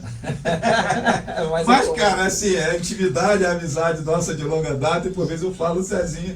Mas é Cezinha por conta disso, que o pai também é César. O professor César é uma figura que tem uma participação na história aí da educação do nosso município, foi diretor da escola do Colégio Municipal quando por lá eu estudava, na época do professor Wagner Navega, etc. O professor César, que é o pai de Cezinha, foi professor do meu pai, né? E quando o papai lançou o livro dele lá em 2011, o professor César estava lá prestigiando e tal, e o papai ficou muito feliz de ver o professor dele. Na época, a quinta série era chamada de admissão. E aí engraçado que antes de conhecer o professor César, né, depois que eu virei jornalista, a gente se aproximou, etc. e tal. Mas eu tinha um grande carinho pelo seu pai antes de eu conhecê-lo. O papai falava muito bem dele. Porque o moleque, ele falava. Tinha umas professoras lá que ele malhava, na época de segunda, terceira série, e ele falava: não, o professor César era um cara sensacional, não sei o quê. Eu tinha carinho por ele, por ver papai comentar em casa. E aí, depois que eu fui estudando no Colégio Municipal, conheci seu pai lá, ele na frente da escola lá, não sei se ele era diretor, vice-diretor. Ele foi diretor e vice lá. Alguma coisa assim, né? Dona Romilda, né? 1992, 93, por aí assim, eu estava no curso de enfermagem, e a gente ficamos amigos, é alguém que eu admiro bastante, o professor César pai. Eu também. Saúde para o senhor, professor César, né? Um abraço grande. O Fabrício Baroni passa por aqui dizendo: parabéns pela qualidade de convidados que fazem parte do seu programa. O doutor César, ou Cezinha, é um grande amigo e grande profissional que está deixando um esclarecimento importante sobre os assuntos propostos. Parabéns. Fabrício, obrigado, meu irmão. Obrigado, Fabrício. Quando a gente tem entrevistados qualificados, certamente tem gente qualificada do outro lado também, sorvendo aquilo que a gente deixa aqui como informação para aqueles que vão nos acompanhando. Obrigado, meu irmão. Sucesso para vocês. E aqueles que ainda não seguem a nossa página, por favor, deixe a sua curtida aí na nossa página. Para quem está chegando agora, estamos recebendo aqui o professor César Gomes de Sá. Estamos conversando sobre direito, sobre educação, sobre sociedade, entre muitos assuntos, né? Uma pergunta que não quer calar, por conta de estarmos iniciando um novo período em administração pública. Depois de 20 anos, o Marcos Abraão conseguiu ser prefeito da cidade, Cezinha. Resiliência. Ele ficou namorando essa menina há 20 anos, né? As pessoas me perguntam assim: Flávio, o que é que você acha? Eu falei: cara, o sujeito ficou tentando beijar a boca dessa menina 20 anos, cara. Agora que ele conseguiu ficar de mão dada com ela, não é possível que o cara vai fazer Mas vamos lá, qual a sua leitura para os próximos 4 anos aí de Rio Bonito, com a nova administração e tal? Uma reformulação na Câmara Municipal também de quase 50% e tal, né?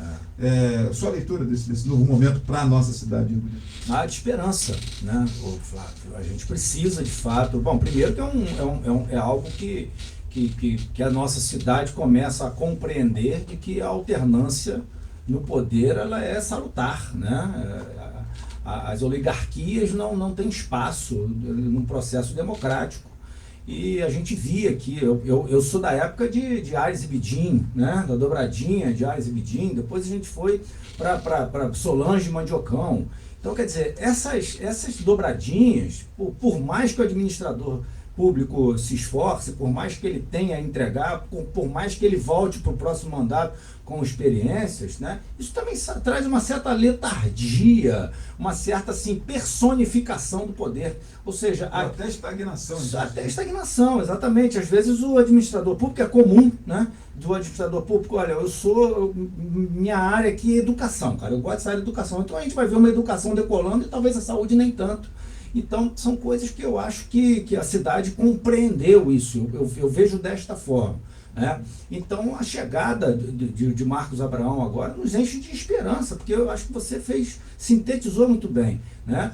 Ele está cantando essa menina há 20 anos, né? Conseguiu agora, pô, né? Vamos lá. Então, acho que é alguém que vai trazer uma experiência importante aí, ele não é um político iniciante, traz uma experiência importante e essa experiência, para mim, ela se traduz em network. O cara traz aqui um conhecimento, né?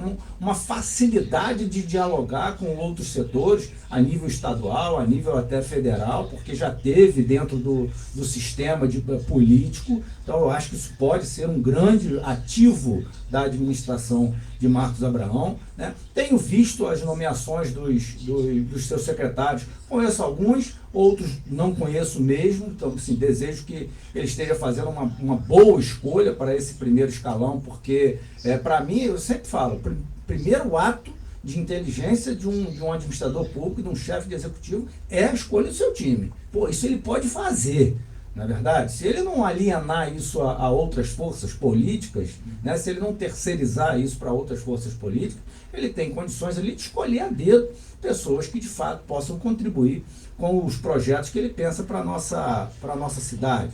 Partindo para a questão da Câmara, assim, alguns vereadores que foram eleitos, eu conheço, um ou outro ali que eu não tenho, não conhecia até então, conhecia de vista, que a gente conhece todo mundo de vista, né, mas não sabia nem que era uma pessoa que estava voltada para a questão da política eleitoral. É uma chance também que a gente tem, né, de desvincular, né, a administração da a Câmara Municipal. Você vê, é Câmara Municipal, não é do vereador, ela é municipal, ela é do município. A Câmara Municipal de processos anteriores. Eu acho que é importantíssimo romper isso, e que aqueles que estavam instalados não cheguem com tanta força para chegar falando, não, olha só, a regra aqui do jogo é essa. Acho que não. Acho que ali tem que ser restabelecido. Eu não sei como que eles vão agora dialogar a respeito disso, mas vi que a Câmara já está se reunindo desde os primeiros dias de 2025, acho que isso é importante, e eu acho que a gente tem uma grande oportunidade agora, com a renovação no Executivo e no Legislativo, da gente ter de fato para a nossa cidade, sair desse patamar que a gente se encontra há tanto tempo, sair de uma visão de administração pública que a gente se encontra há tanto tempo, e subir aí alguns degraus. A gente tratou aqui de um assunto, que você trouxe para cá, 1.300 alunos indo para fora. Tá, ok, que a gente não tem hoje um fluxo de alunos que semestralmente vai encher uma universidade. Talvez isso não seja viável. A gente já teve tentativas aqui que não foram bem sucedidas, mas talvez incentivá-los a voltar para cá quando terminarem os seus cursos, a fazer os seus estágios aqui na nossa cidade. Criar essas ferramentas de retenção, porque senão a gente perde valores.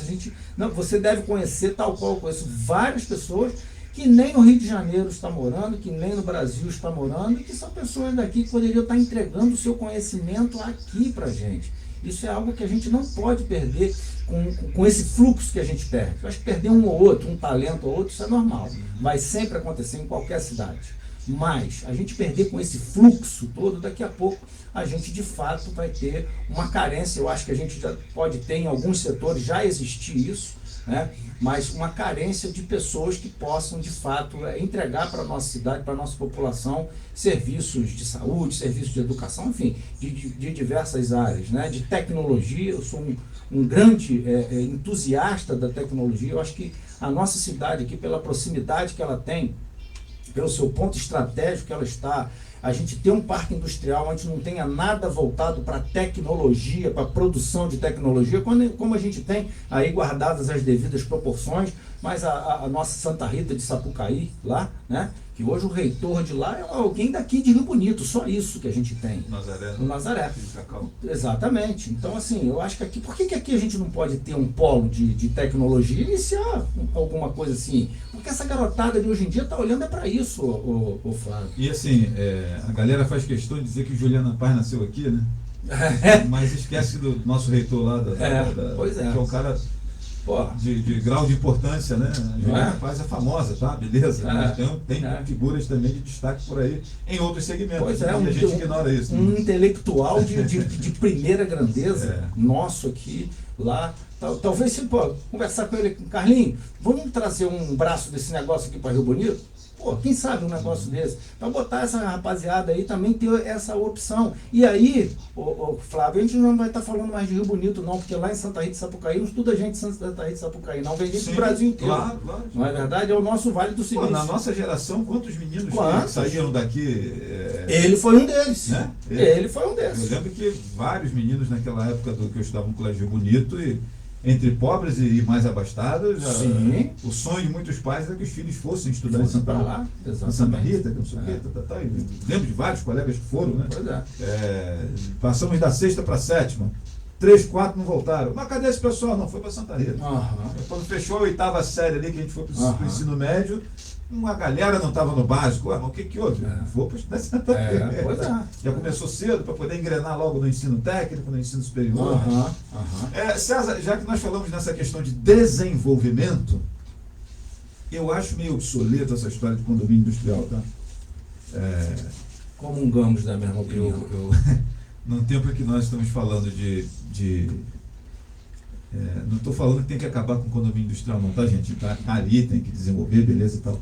Mas, assim, pensando em futuro, para onde eu quero Rio Bonito daqui 20 anos, etc., eu entendo que o nosso principal condomínio industrial, ele começa aqui na divisa com Cachoeira de Macacu e vai até São Jardim, que é a cordilheira de montanhas nosso da Serra do Sambê. Não tem a menor dúvida. É uma vocação natural da nossa cidade. Pois esse dia eu recebi um puxão de orelha.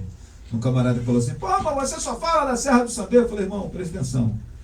A antiga Serra da Mata, que é aquela localizada lá em Tomascar, deixaram acabar com ela. Hoje praticamente tudo pasto. Pode entrar ali, você vai em Marilene almoçar, conhece lá, né, César? Vale a pena a galinha no quiabo lá, né? Vai, então, tanto entrando por Tanguá, quanto entrando por Rio Bonito, por Rio Seco, quando você vir de Saquarema, ou por Tingui, ou pelo Pinga-Pinga, ou por Sampaio Correia, para você subir ali na Serra da Mata, o nome ali natural, normal ali, o nome original é Serra da Mata. Tinha ali uma mata. Hoje só tem a serra. A mata foi-se. Né? Então, eu quando falo muito da Serra do Sambê, esqueço dessa cordilheira de montanhas nossa aqui, que é a Serra Litorânea chamada, porque é a primeira depois da praia. Eu não falo tanto dela porque a mata dela foi-se embora. Né? E a próxima cordilheira de montanhas depois de Tomascar, Rio Seco, é a Serra do Sambê. Né? Que ainda tem aí um percentual grande. Uma fachada bonita. Uma fachada bonita de preservação. Né? Muito degradada, mas tem muita coisa preservada. E eu entendo, César, que o nosso grande condomínio industrial hoje é o turismo, é o meio ambiente, é esse desenvolvimento sustentável, etc. E a gente precisava desenvolver, pensar, planejar nessa direção. Né? Como é que se vê isso? Eu sei que você é um entusiasta desde a época da ONG Sambê, do Terral. Continuo. Lá com o Davi Henrique, aquela galera toda e tal. Eu sei que você gosta de transitar nesse. Eu estou deixando a bola quicando aqui para você fazer o gol sem goleiro. Tá doido. Fala um pouco desse segmento, sabe? Então, aí quando a gente fala de tecnologia, que eu estava falando aqui, a gente está fazendo uma leitura exatamente da tecnologia limpa, né? Porque é isso que hoje em dia você tem, inclusive, adesão internacional. Ninguém mais quer indústria suja no seu quintal. Ninguém quer mais isso.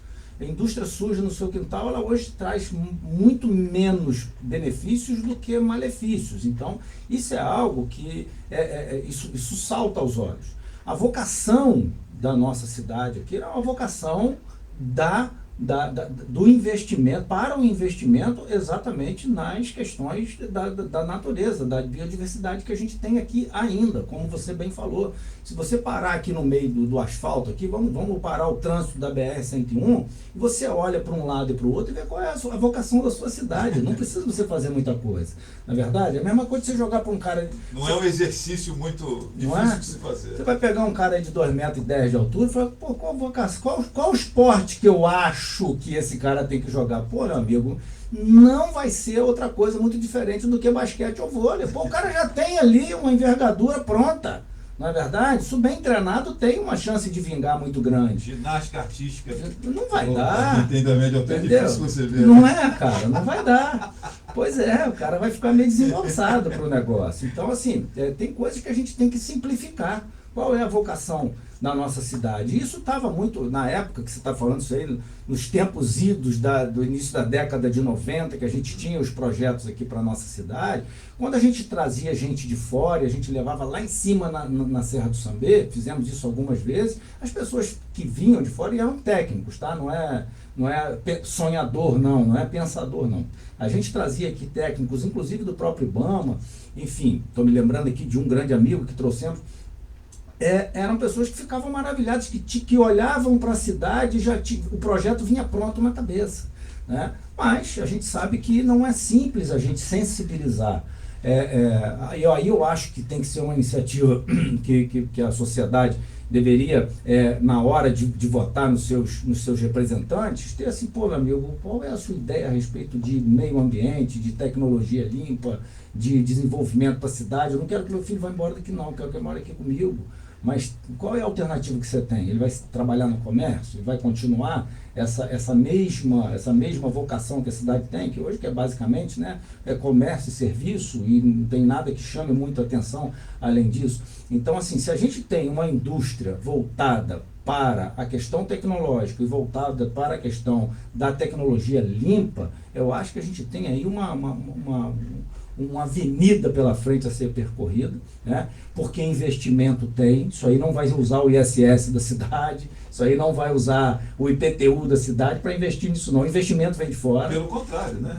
Quando você tem essas ferramentas registradas, catalogadas e apresentadas de maneira correta ao governo federal, ao governo estadual, você recebe compensações financeiras por isso, né? Mas muita coisa. A gente tem hoje... Eu conversava com o Murilo Balbino, que foi o secretário de Meio Ambiente, ele falou comigo, Flávio, eu cheguei no secretário de Meio Ambiente, eu não fiz nada de muito diferente do que todo mundo, porque falta uma série de questões, mas ali meia dúzia de certidões que eu coloquei em dia, o município recebeu 500 mil a mais. Pois é. E ICMS verde, né? ICMS verde. 500 mil a mais porque preencheu meia dúzia de papel e mandou para lá. Você tem toda a razão. Eu faço parte do Conselho de Meio Ambiente aqui, de Rio Bonito, inclusive durante a gestão dele, né, na prefeitura, eu represento a OAB lá, e ele falou sobre isso lá mesmo, verdade.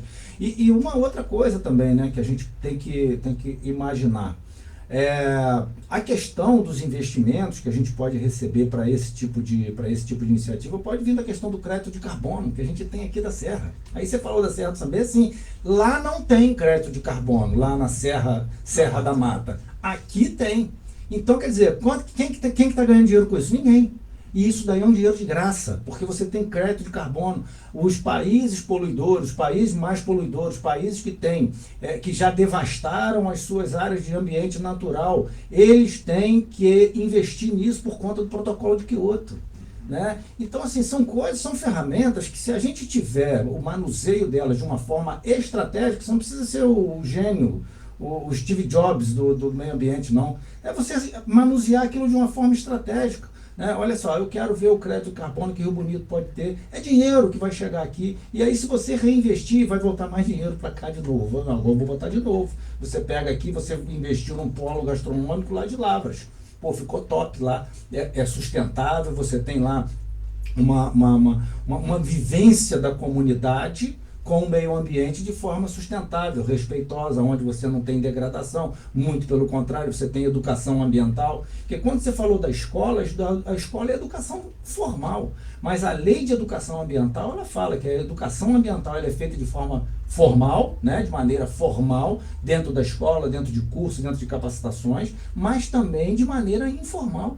Quando a gente faz isso aqui, por exemplo, isso aqui é educação ambiental. A gente está falando sobre meio ambiente e está trazendo informações a respeito de algo que é um ativo que a nossa cidade tem de uma forma absolutamente natural. Eu acho que isso aí é um ponto que eu fiquei muito entusiasmado quando eu vi algumas iniciativas, inclusive sua, sobre as caminhadas, sobre, né, essa pegada de sustentabilidade que vocês estavam implementando, não sei como é que isso anda, mas todas essas iniciativas são iniciativas de educação ambiental. E se você tem um projeto escrito sobre isso, com base na lei de educação ambiental, que é uma lei federal, você pode receber recurso para implementar o seu projeto. Né? Pode ter gente, e geralmente tem. Às vezes pode não estar nem tão interessado, mas está com dinheiro sobrando, precisando empurrar num negócio desse. A verdade é essa. Preciso de um projeto para eu poder bancar. Aquela área lá de Davi Henrique, que era de Joneí, lá em cima, indo para os italianos lá em cima. Foi uma pessoa de São Paulo que comprou. Ele tem uma indústria e precisa ter uma área preservada para compensar o que ele tem. Compensação ambiental. E aí ele comprou lá. E deu show, uma ordem lá, não quer ninguém caçando. Eu adorei a notícia, né? A pessoa que comprou lá agora, não quer ninguém caçando, ninguém desmatando, ninguém cortando, etc e tal. Para nós, trilheiros e caminhantes de montanha, o nosso caminho lá está liberado. Agora, se não for, porque assim, infelizmente, não pode entrar na propriedade. Infelizmente, assim, a gente tem duas possibilidades, né? É a unidade de conservação privada, que é a RPPN, e a unidade de conservação pública, que são as demais todas. Então, assim, infelizmente, a gente não tem aqui na nossa região, nas nossas unidades de conservação, nós não temos um plano de manejo, nós não temos uma unidade de gestão daquilo ali. A gente faz parte da bacia hidrográfica do Rio São João e do Rio Caceribu, né? Então, assim, por que a gente não está participando disso? Acho que isso é uma sensibilidade que a sociedade e o prefeito, no caso agora o prefeito Marcos, de encaminhar para esses comitês um representante que possa ser além disso, César, eu não vejo uma identificação da sociedade com o tema meio ambiente. Eu percebo que não existe, por exemplo, independente se é fake, se é verdade, se é mentira, o que é, a gente viu uma grande comoção em cima do tema Pix. Tá? Não quero entrar no mérito de quem tem razão. Mas você viu a sociedade imbuída em reclamar ou apoiar e tal, ao ponto que impactou o governo, etc. e tal. Você não vê essa preocupação, esse envolvimento da sociedade no tema meio ambiente. O pau está cantando lá em Minas Gerais com enchente, com tal, PPP, já tem seca do outro lado, Rio Grande do Sul ficou cheio d'água esses dias aí, mas você não vê a comoção. Você vê a comoção em ajudar quem perdeu a casa, mandar colchão para um, cesta básica para o outro, água para outro. Mas assim, depois que a água baixou e todo mundo voltou para casa, e aí, vamos pensar aqui a questão da ambiental, você não vê isso. Não vê, não. A gente não tem esse envolvimento, não temos essa cultura ambiental. A gente não tem uma agenda ambiental, isso nos faz muita falta, né? Infelizmente o meio ambiente ele não está na pauta política do Brasil. Pois é.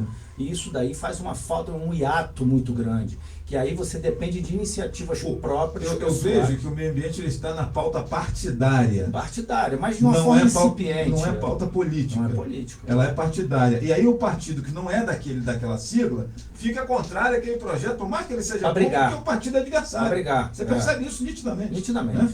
O Amarildo está dizendo aqui, Salto d'Água, onde tem a fábrica de piscina, ali era uma mata com ipês, jequitibá rosa, vinhático. Na época o cara comprou a fazenda, desmatou tudo. Foi um crime, né? Quando fez isso lá nos anos 80. O Amarildo, deixa eu falar uma coisa para você que aprendi na minha vida de ambientalista. O desmatamento aqui embaixo no Salto d'Água de Braçanã, sinceramente não me preocupa. Eu fico preocupado com o desmatamento lá na cabeça da vaca no sertão, onde nascem as águas que alimentam o Salto d'Água de Braçanã. Aqui embaixo, perto do salto, cara, você pode cortar tudo ali. Se lá em cima tiver protegido, lá no cume, tá tudo certo. Você mantendo a mata ciliar ali, a gente aprende esse balanço quando a gente estuda a questão ambiental. E aí eu estou vendo, vejo hoje muita gente preocupada ali com aquela área da Relicário, Salto d'Água de Braçanã. Já tem até uma mata ali voltando, a Dona Regina, por exemplo, que é do rancho do Alemão ali em cima, ali, logo depois da pousada Relicário. Ela tem uma área protegida enorme lá, bacana demais a propriedade dela, entre outras que eu vejo a mata voltando aqui em Braçanã, só que estão cortando tudo lá em cima na cabeça da vaca, 950 de altimetria, entendeu? E outro dia eu estava lá em cima, né, nas minhas andanças, né, uma vez por semana eu me embrenho por esse sertão aí, né? E às vezes você não tem internet aqui na Baixada, mas você consegue internet lá em cima, não sei como é que isso acontece. E aí, cara, eu lá de cima vi uma fumaça em um determinado espaço, fotografei e mandei para a Secretaria de Meio Ambiente, tem um bom tempo isso. A pessoa me respondeu assim, não, mas esse lugar aí não tem acesso. Eu falei, amigo, eu estou a 200 metros de altimetria acima e estou aqui. Eu estou muito mais para cima e estou aqui, consegui chegar. Como é que não tem acesso lá embaixo onde a fumaça está? Só que assim, para fazer essa fiscalização, para poder controlar isso, não pode ser de caminhonete com ar-condicionado, com não sei o que e tal, e uma barriga maior do que o tanque de combustível. Tem que estar em forma, tem que andar, tem que entrar na mata, né? Tem que ter conhecimento. Acho que falta, César, inclusive, e a gente tem gente com formação e conhecimento para isso. Essa fiscalização para acontecer, nós tínhamos que, a prefeitura, contratar pessoas que conhecem esses caminhos, né? A gente conhece muito mais que eu conheço muito, mas tem gente que conhece muito mais que eu, sabe que entra aqui, sai aqui, etc. Então, e aí você realmente pegar, vai chegar aqui vamos dizer que seja um fiscal nosso aqui mesmo da prefeitura, que está acostumado a sair do Armazém Rio e entrar no edifício Clensorgem ali, vai na missa na igreja ali na Matriz e vai tomar cerveja no Fluminense. Quer dizer que esse cara... Não vai. Não, vai lá, vai. Então assim, e aí isso aqui, gente, não é nenhuma crítica a nada, são constatações, observações que eu estou fazendo aqui junto com o César. Desde o final dos anos 80 e início dos anos 90, quando você era bem militante, eu lembro de você bem jovem, junto com aquele grupo que você citou agora há pouco aqui, essas políticas começassem a ser estimuladas e etc., hoje nós tínhamos o cenário era muito diferente. Um cenário muito diferente. Talvez parte da Serra da Mata que foi devastada não teria caído tanto como caiu, desaparecer como desapareceu. Isso que aconteceu aqui nos anos 80, que disse que o Amarildo talvez, né, tivesse remediado, né? O cara derrubou lá nos anos 80, vocês trabalharam em 90. Vamos dizer que tivesse feito ali uma ação, 30 anos depois, a mata já estava... Né? Pois é. E a degradação que a gente vê lá em cima no sertãozão não estaria acontecendo certamente. Né? E a gente tem uma outra vertente. Perde muito tempo com pois que é. não é feito. Aí, ainda tem a questão do ambiente natural, o ambiente urbano, né? Porque a gente sofre dentro da cidade os impactos disso que está acontecendo também lá em cima, onde você já acabou de citar, em vários outros lugares. E acaba também que a gente tem um empobrecimento dessas áreas, um empobrecimento não só da natureza, mas das próprias pessoas que estão lá, porque sofrem esses impactos, porque há a questão da erosão, há a questão do assoreamento dos rios, há a questão da própria degradação do ambiente, que acaba degradando o ser humano. A gente se autodegrada quando a gente agride onde a gente vive. Então, essas questões, elas devem ser levadas em consideração, porque, por exemplo, aqui na nossa cidade, estava no Conselho de Meio Ambiente, né? A gente estava, não sei se você sabe, ali aquela rua Pedro Colares, que vai ali para o trevo do Quilomania. Aquela ruaça que fizeram ali. Fluminense Mas de uma hora para outra, né? E aí, qual é a justificativa daquilo? Né? Qual foi o ganho que se teve com aquilo? Aquilo ali, as famílias usavam tempo de calorão, igual a gente está agora, as pessoas iam para baixo daquelas árvores ali, para confraternizar ali, para conversar, bater papo no final da tarde. Como se fosse uma sombra, né? Como se, exato. Uma praça. Uma praça, exatamente. Aquilo ali era eles mesmo que limpavam, lugar de convivência, eles cuidavam, então ele chegou lá e cortou, e é isso aí, acabou o problema. Então, assim, eu acho que a gente precisa também impor determinadas condições, porque o que essa autopista faz na cidade em termos de degradação ambiental, e não é só corte de árvores, não. Né? É a própria questão dos trevos que eles fizeram aqui nas nossas cidades e aqueles que não fizeram também, que largaram do jeito que está, fechados, os acessos e do jeito que eles querem. Então, quer dizer, eu acho que a gente está precisando sim de agora, com essa virada de página de 2024 para 2025, ter assim, uma representatividade maior perante esses grandes grupos econômicos que vêm com uma potência muito grande, a gente sabe, infiltrado inclusive na nossa política, mas que compreenda, né, que a nossa cidade ela vai ter que ter uma atuação um pouco mais incisiva e através dos próprios conselhos, que é um assunto que a gente vem tratando há muitos anos. Eu lembro que em 2009, você vai lembrar dessa conversa, porque ela foi travada na OAB algumas vezes, quando a Autopista Fluminense chegou aqui, eu lembro que a prefeitura embargou a obra deles ali do pedágio. Foi. Eles desviaram ali curso de rio, aterraram que não devia, fizeram ali uma lenhada desgraçada ali. Tudo bem que já era uma área degradada, né? Mas fizeram ali uma movimentação de terra ali, descaracterizou um monte de coisa ali, etc. Então a prefeitura foi lá e embargou, porque a prefeitura queria pelo menos que pedissem licença, né? Porque nem isso foi feito. Meteram o maquinário, etc. e tal, sem consultar, sem falar nada. Né?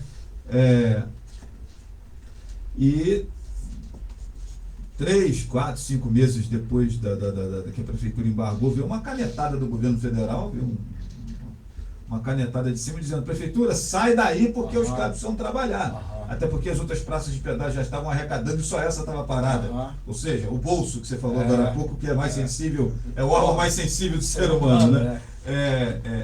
E, cara, curiosamente, eu não sei se vocês já tiveram a curiosidade de olhar quem era o advogado da Artéries na época. Era um senhor chamado Alexandre de Moraes, que eu acho que ele ainda tinha cabelo, né? Era ele, que era o advogado dessa empresa à época. E ver essa canetada de cima, irmão. Mas Alexandre de Moraes ele era promotor. Não, ele era. Bom, então era um homônimo. Homônimo, então, porque ele era homônimo, promotor, a carreira dele eu conheço, ele era promotor, depois do Ministério Público. E sempre ligado em São Paulo, né? Ele foi para ser secretário de Segurança, né, de São Paulo, e aí depois acho que foi para o STF. Hoje deve ter um advogado aí com um codinome parecido, abrindo porta. Não, me saltou os olhos porque eu não me lembro dele na advocacia. Eu lembro que o nome era esse. Eu cheguei a conhecer um advogado deles aqui em Rio Bonito, que estudou comigo na faculdade. Chamava-se Renato. O representante local, né? Renato. Mas a canetada que veio de cima... mas vem. De gente uma dificuldade. E aí a prefeitura teve que se ausentar da discussão. Eu sinceramente acho que eu vi muito capricho naquele embargo, tá? Que já era uma área, cara, degradada. Então você vai exigir que a autopista faça ali né? Vamos, meu irmão, organiza aqui, faz as coisas direitinho, que a entrada do Sambê tem que ficar bem feita e tal, blá, blá, blá. Já era uma área degradada. Já a grande cagada foi feita lá nos anos 70, quando a rodovia passou e acabou com a nossa área pantanosa que tinha ali da posse, ali mais ou menos onde o sabor rural ali, até o final, depois de Sambê lá, que era uma área pantanosa e tal, né? A moçada ia lá pescar, tinha capivara, tinha jacaré lá naquele negócio. Até a própria Bela Vista, nossa, por isso que até hoje alaga quando chove forte no verão, lá no Sambê. Porque a água volta para o lugar de onde ela era natural dela, entendeu? Ninguém guarda essa conversa quando eu começo a falar disso. Mas assim, gente, a água é para lá. Você olha, César, mais ou menos ali se você ficar em pé no viaduto Rio do Ouro e olhar para o Serra do Sambê, você vai perceber que a Serra do Sambê ela tem duas marcas, tipo essa marca nossa aqui do bigode. Uma para a esquerda e outra para a direita. Sim, é uma vertente. É uma vertente natural que a natureza, de maneira instintiva, divide as águas, né? Para não alagar esse vale que é a nossa cidade.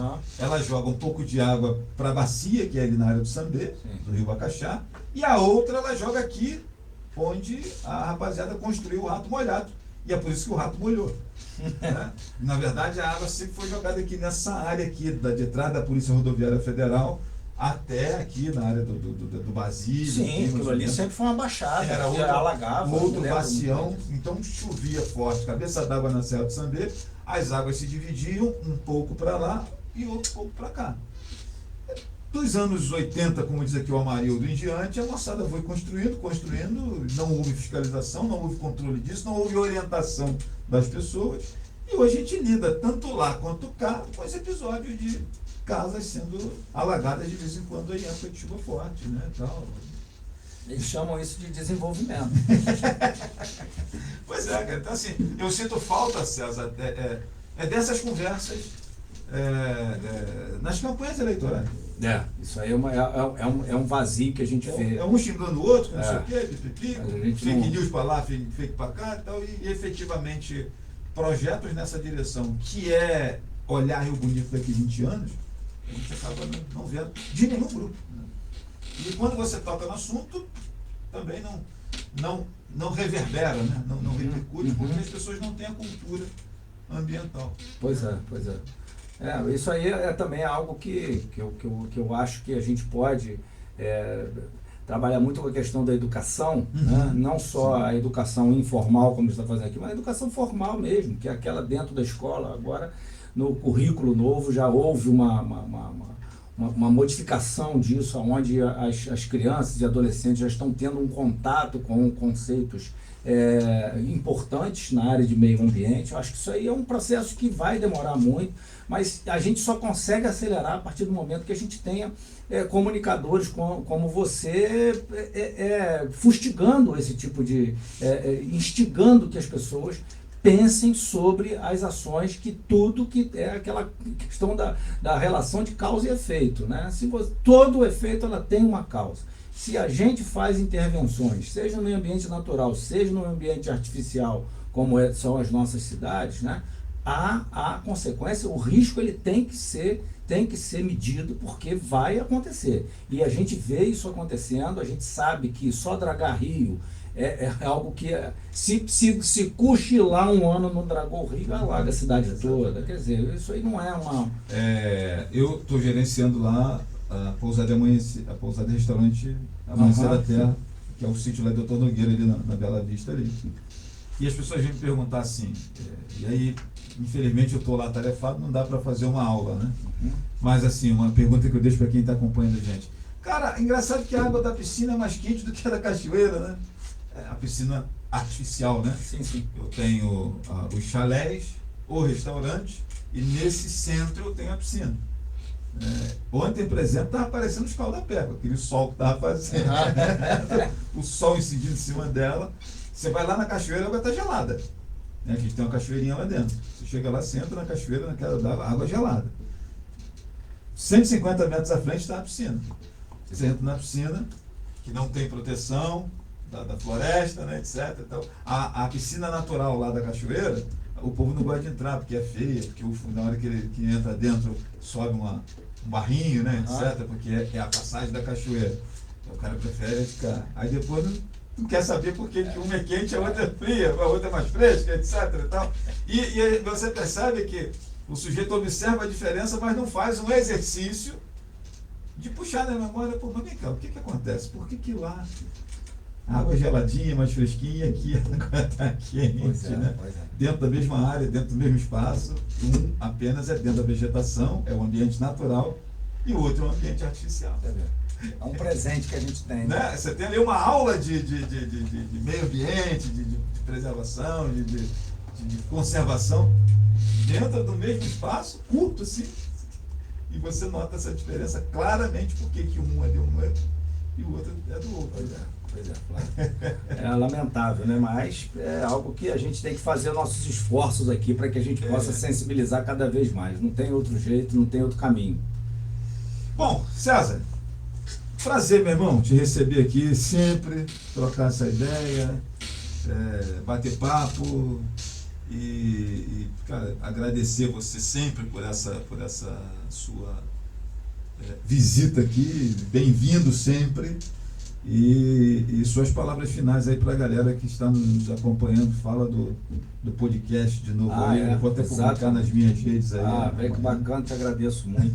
Não, Flávio, como eu disse no começo, né, para mim é uma alegria muito grande estar sempre aqui, estou sempre disponível para a gente dialogar sobre os temas que a gente sempre dialogou durante esse período todo da nossa amizade, do nosso contato, porque são assuntos que realmente são assuntos que trazem a possibilidade de transformação. Isso nos incentiva muito a continuar, a perseverar.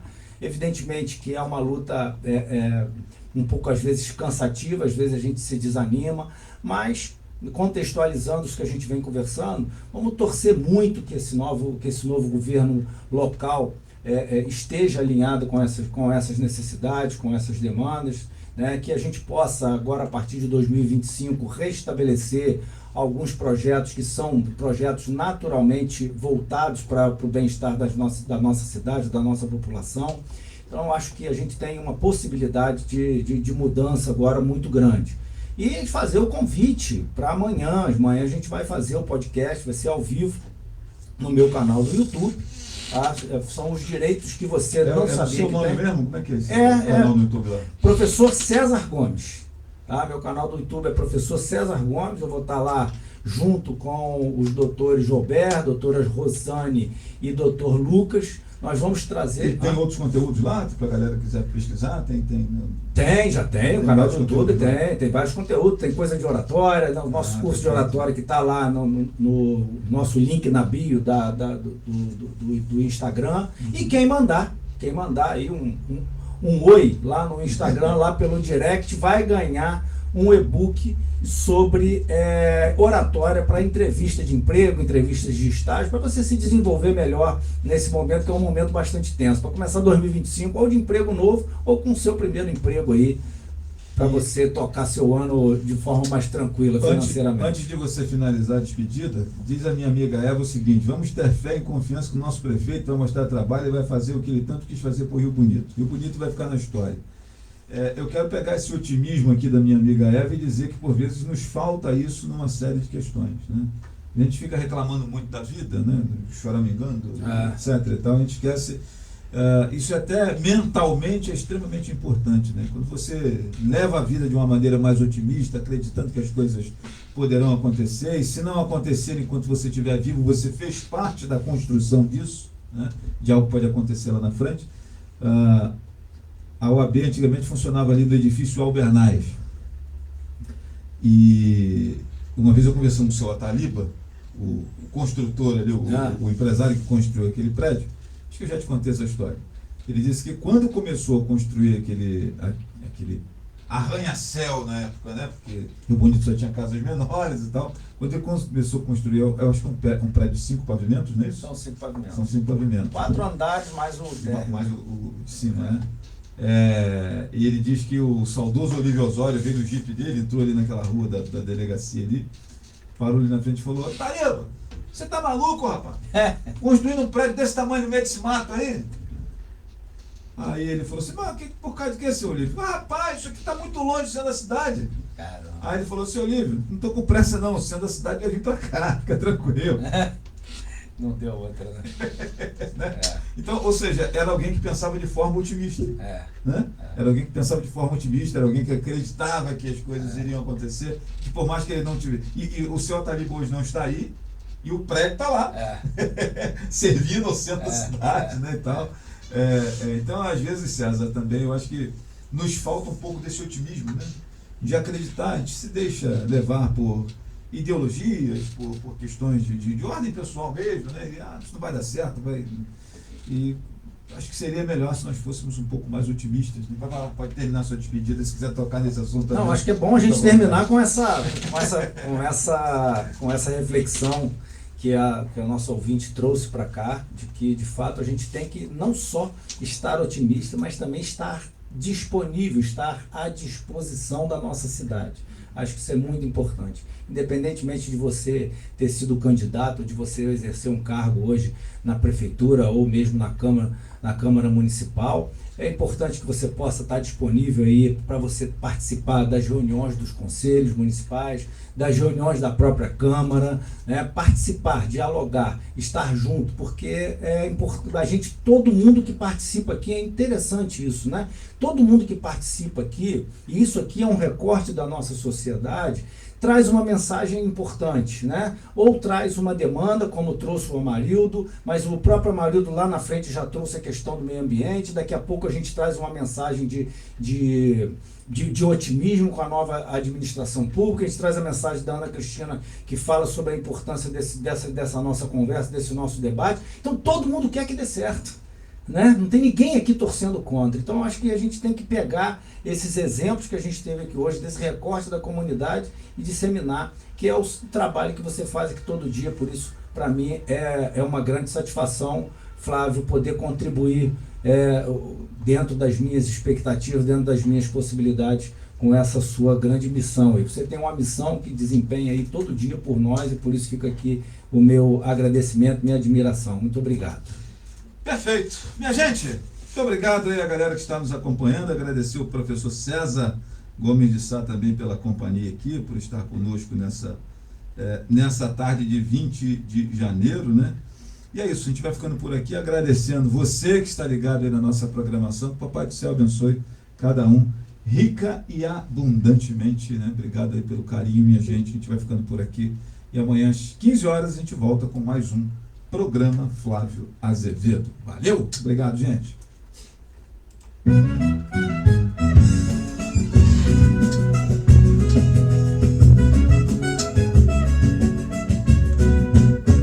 Notícia, informação é com Flávio Azevedo. Entrevista e utilidade é o nosso segredo. Fique ligado, sintonize e venha ver com o Flávio Azevedo. O importante é você. O importante é você. Notícia e informação é com Flávio Azevedo. Entrevista e utilidade é o nosso segredo. Fique ligado, sintonize e venha ver com o Flávio Azevedo. O importante é você. O importante é você. Notícia e informação é com Flávio Azevedo. Entrevista e utilidade é o nosso segredo. Fique ligado, sintonize e venha ver com o Flávio Azevedo. O importante é você. Tá muito cheio o armazenamento. Quer para tirar o meu aqui? Notícia e informação é com Flávio Azevedo. Entrevista e utilidade é o nosso segredo. Fique ligado, sintonize e venha ver com o Flávio Azevedo. O importante é você. O importante é você. Notícia e informação é com Flávio Azevedo. Entrevista e utilidade é o nosso segredo. Obrigado, irmão. Obrigado, Fique ligado, sintonize.